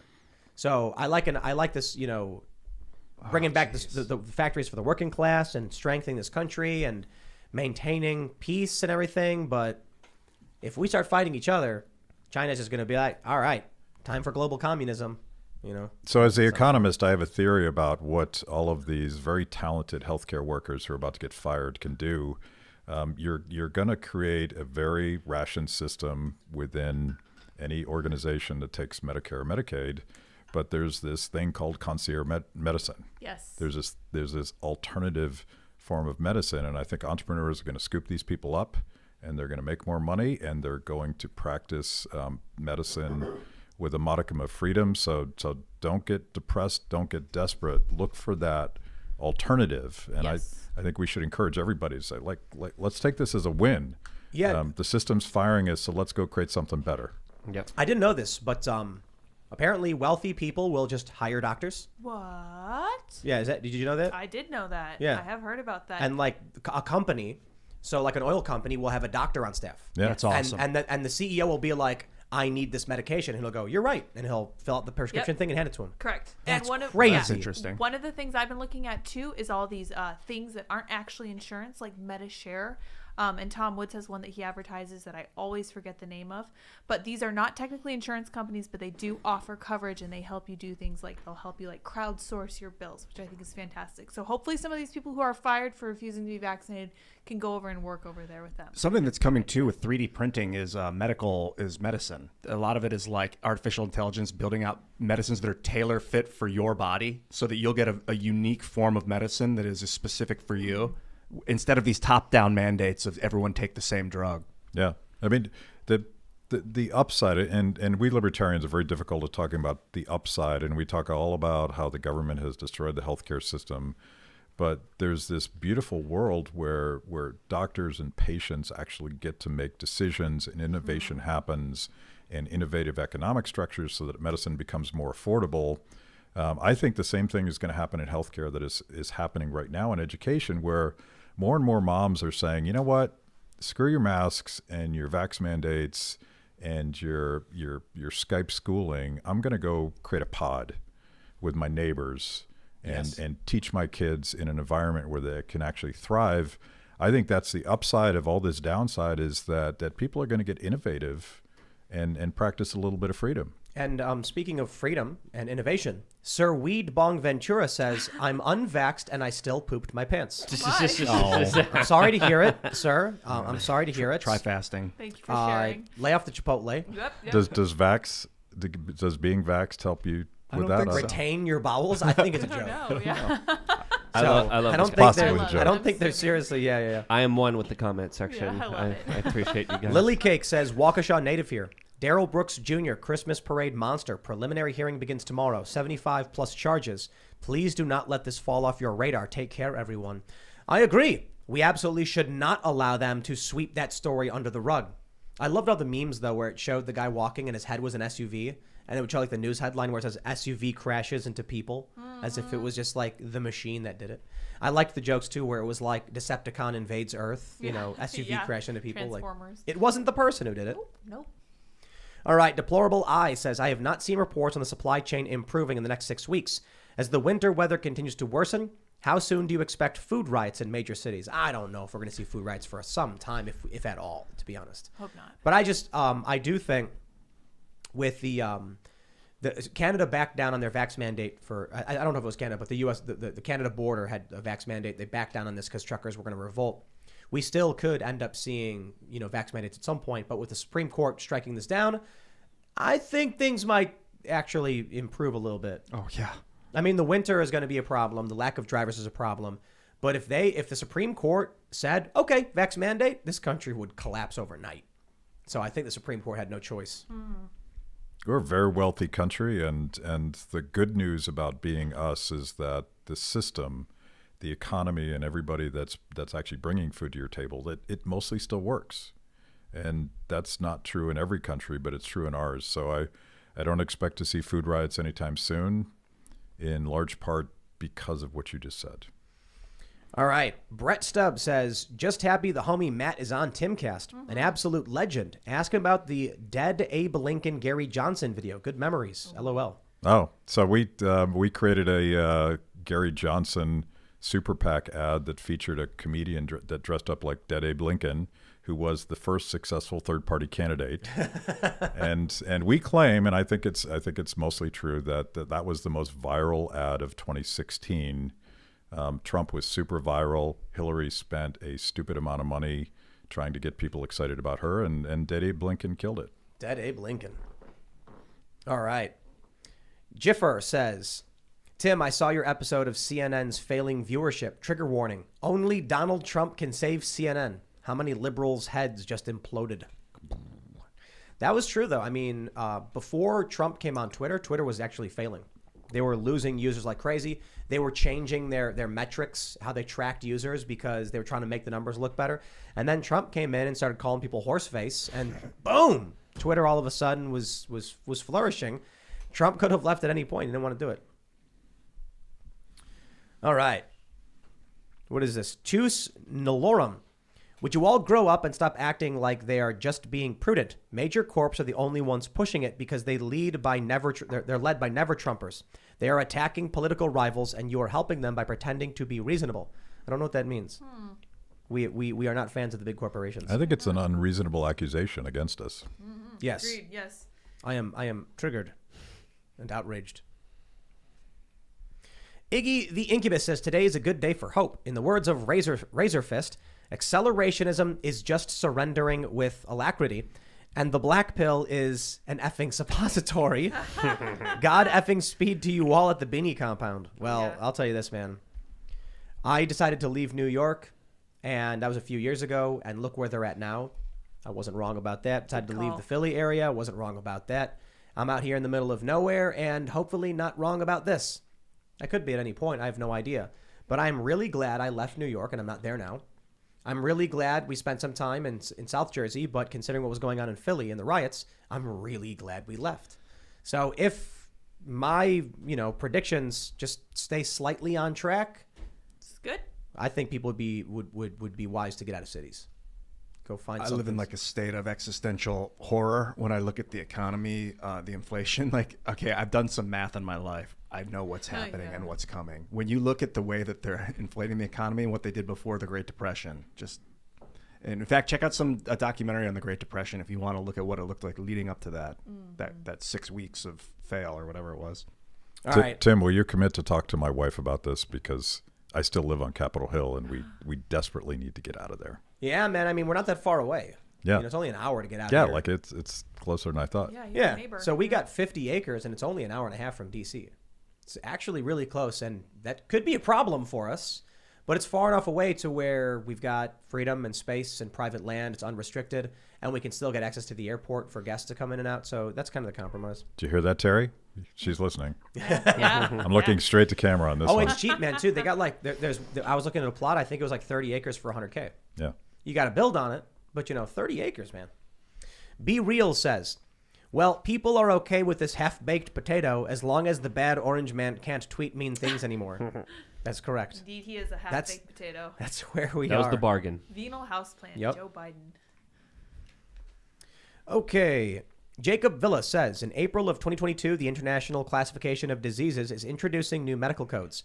One is Z28310, unvaccinated for COVID-19. I work in HIM as a RHIA. Do you know what that means, Lydia? I have no idea what that is. This is very concerning to me. Doctors are now documenting reasons for vax refusal in their SOAP notes. Huh. RHI, Registered Health Information Administrator. Oh, there you go. Okay, Possibly. perfect. I was going to say, it sounds medical with all those acronyms. Glizzy Water says, from yesterday's show, I became an owner-operator trucker to not have to get the vax. And it was weird you talked about truckers as I got off the exit to Harper's Ferry today. Ooh, spooky. Nice. Creepy. Simulation speaks. We have a lot of listeners that are truckers. Yeah, it's Oh, great. yeah. Yeah, A because I got lot. time to I listen. mean, Yeah. what a great show to listen to while you're trucking along the Yeah. United States. And It's a couple hours. there you go. And man. supplying the country. It's an That's important right. job. Without Very. people don't realize how important truckers are. I think it's the most important job in the country. Absolutely. 100%. Yeah, it's like red blood cells. Yeah. Yes. if Delivering the oxygen. Great Yep, comparison. the resources. Yes. Yeah, carrying the oxygen that we need to the locations, to the organs, and Wow, it really is. That's so wild how it's fractal. Yeah. and yeah, if you've ever zoomed out of like a highway and see all the little trucks moving back and Just forth, like blood. yeah, it's like carrying the resources into and out of. It's crazy. It's so cool, transporting all the goods. Fun stuff. And we have to keep the laptop class fed. Yeah, of Yeah. course. Yeah, absolutely. We have to do that. Got to bring the food into The New York. BuzzFeed flip-flop wearing yuppies need to Exactly. Oh man. All right. Christopher says, dude, Trump isn't going to get reelected. The Republicans are not going to win 2022. Now that people have actually been arrested for sedition, the Dems are going to disqualify them. MTG told you as much. Well, I guess You we'll think? see. I mean, we talked about it a bit, but what do you think? You think it'll happen? We'll see. I mean, no one has a... I believe it is variable at this point, depending on how we act the next couple of years. Jeffrey says, I think Ian is right. Trump is a fire without enough fuel. Who is Nathan Hale? Oh, he was a patriot. Oh, Yeah, one of the founding we need the fathers. Nathan Hale attitude. I regret that I have but one life to give for my Yes. country. He died. Oh, Yep. wow.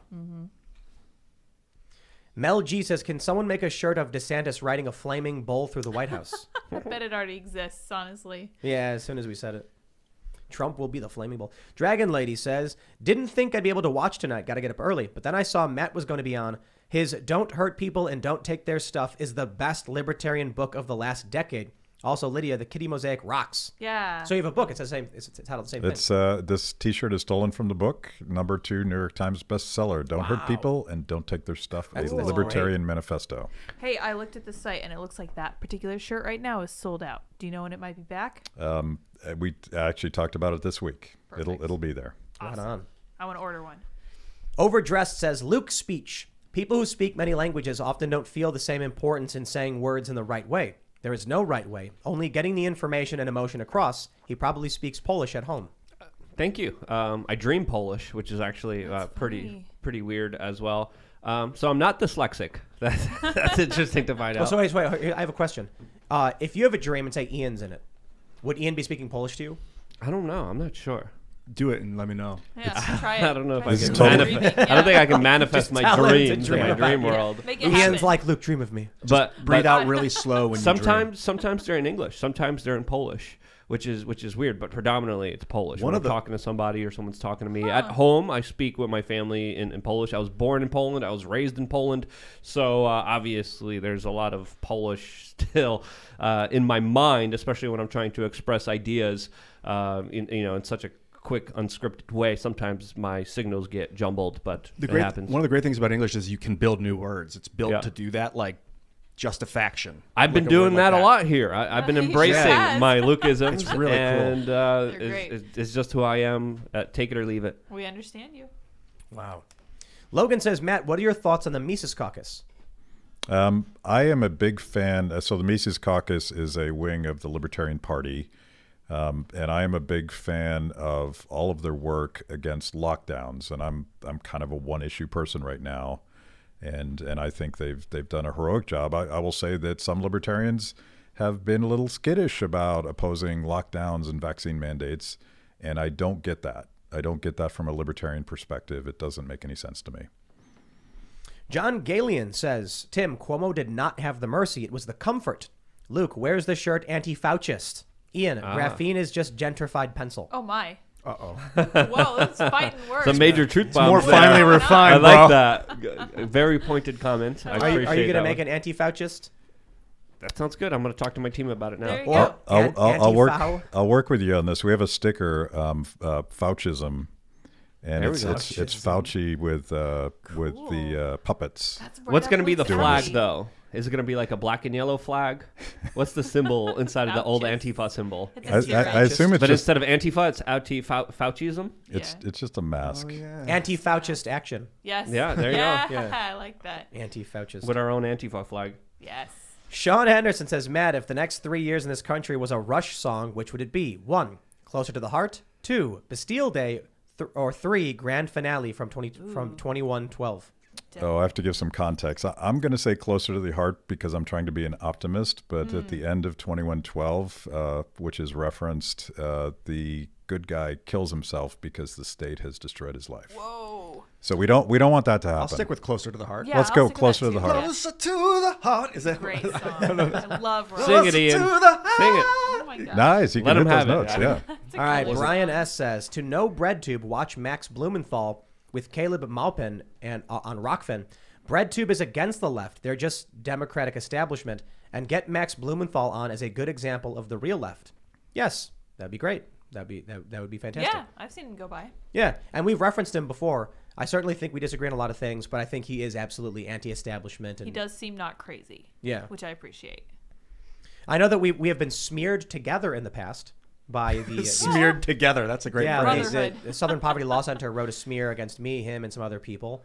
And for me, it was Why, like Ed? they passively just smeared me. He was the focus of the article, but they'd like include my name or whatever. They had to issue an apology. It's like a badge of honor when the SPLC attacks you. They got me a couple of years ago, too. Yeah. Good All right. stuff. Seriously says, stop ragging on Luke for his mispronunciations. We all know he sucks at speaking, but that's why we love him.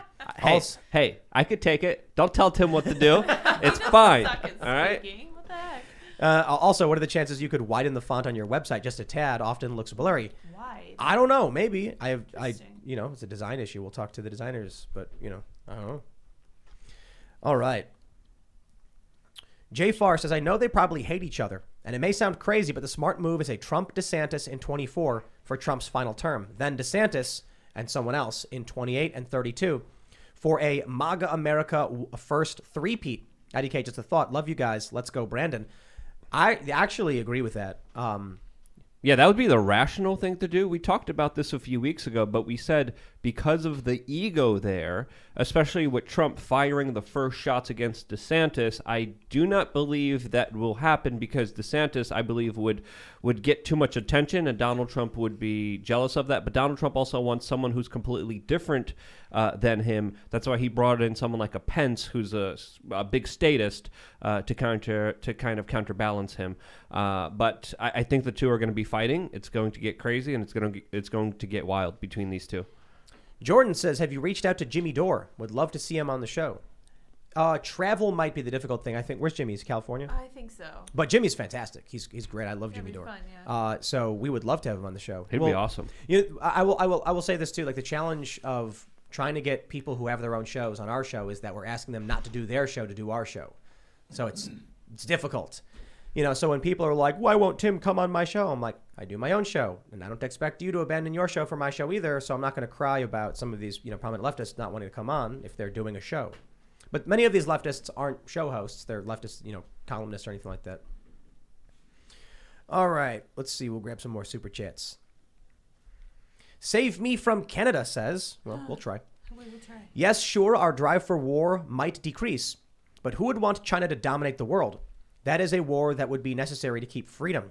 They are an expansionist authoritarian empire.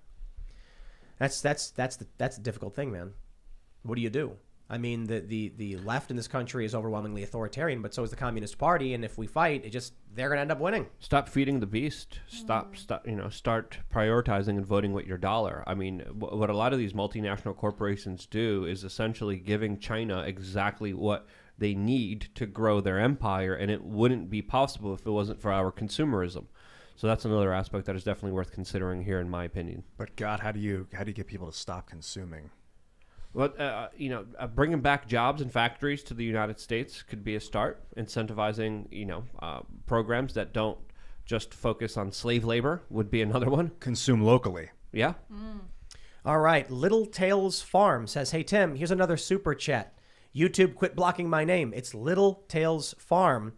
It's U.S. Little Tails Farm. With the first goat super chat, you're getting our firstborn. It would be an honor, bro. I think we would all love the goat. I'm so down. Somebody you would need have to, two. like- You can't have one. You need at least two. Now we need two. Give us your second-born as well. We were the coming best for- of your goats. Give us all your goats. Little Tails Farm. I think y'all were the ones who posted that funny video of the chicken house. Yeah. And then like the camera goes up, is a house, and it goes up the window, and there's a chicken just like in the window, like looking out, and it was just really good. funny.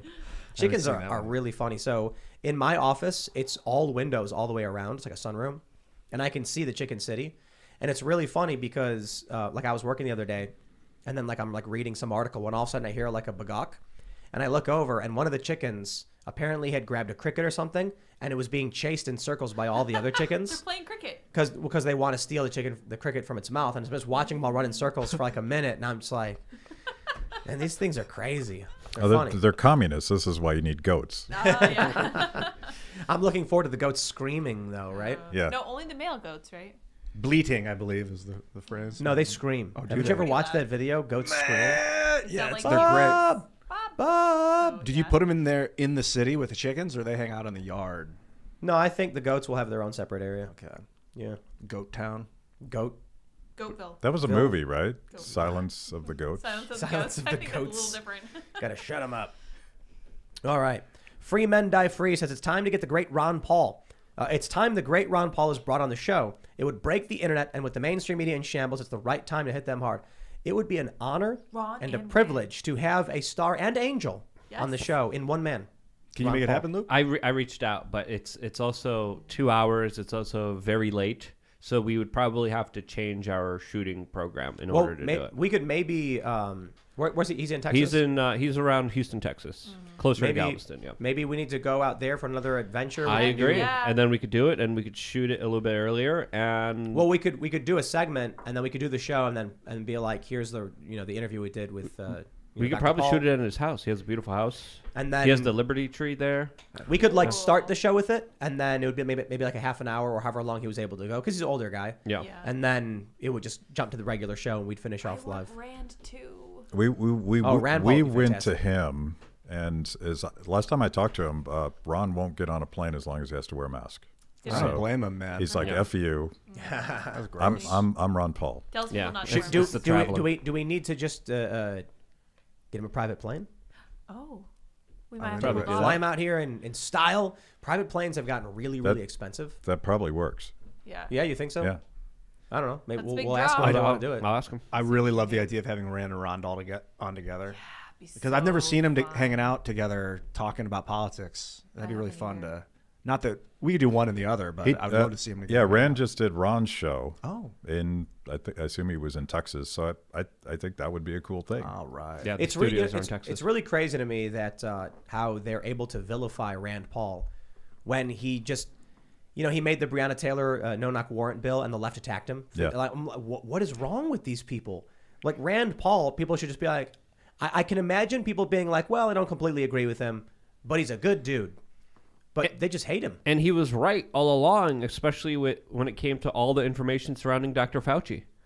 Yeah, He was accurate. He was and honest. then that is just epic. Yeah. His confrontations with Fauci, well researched, holding up the documents.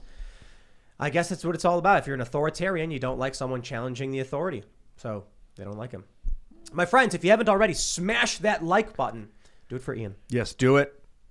Yes, And do subscribe to this channel. Go to timcast.com. We're going to have a members-only podcast going up around 11 p.m. tonight. We do that Monday through Thursday. There's a huge library of content. You can go back in time and see all of our great conversations with Steve Bannon, Alex Jones. We've had Michael Knowles. We got Marjorie Taylor Greene recently. Just a whole bunch of really awesome people. We'll have one of those up tonight. It's going to be a lot of fun. It's uncensored, a lot of cursing. Don't have your kids be around when you watch it. But your support as members helps make all this possible. You can follow the show at Timcast IRL basically everywhere, or it might be Timcast _IRL or something.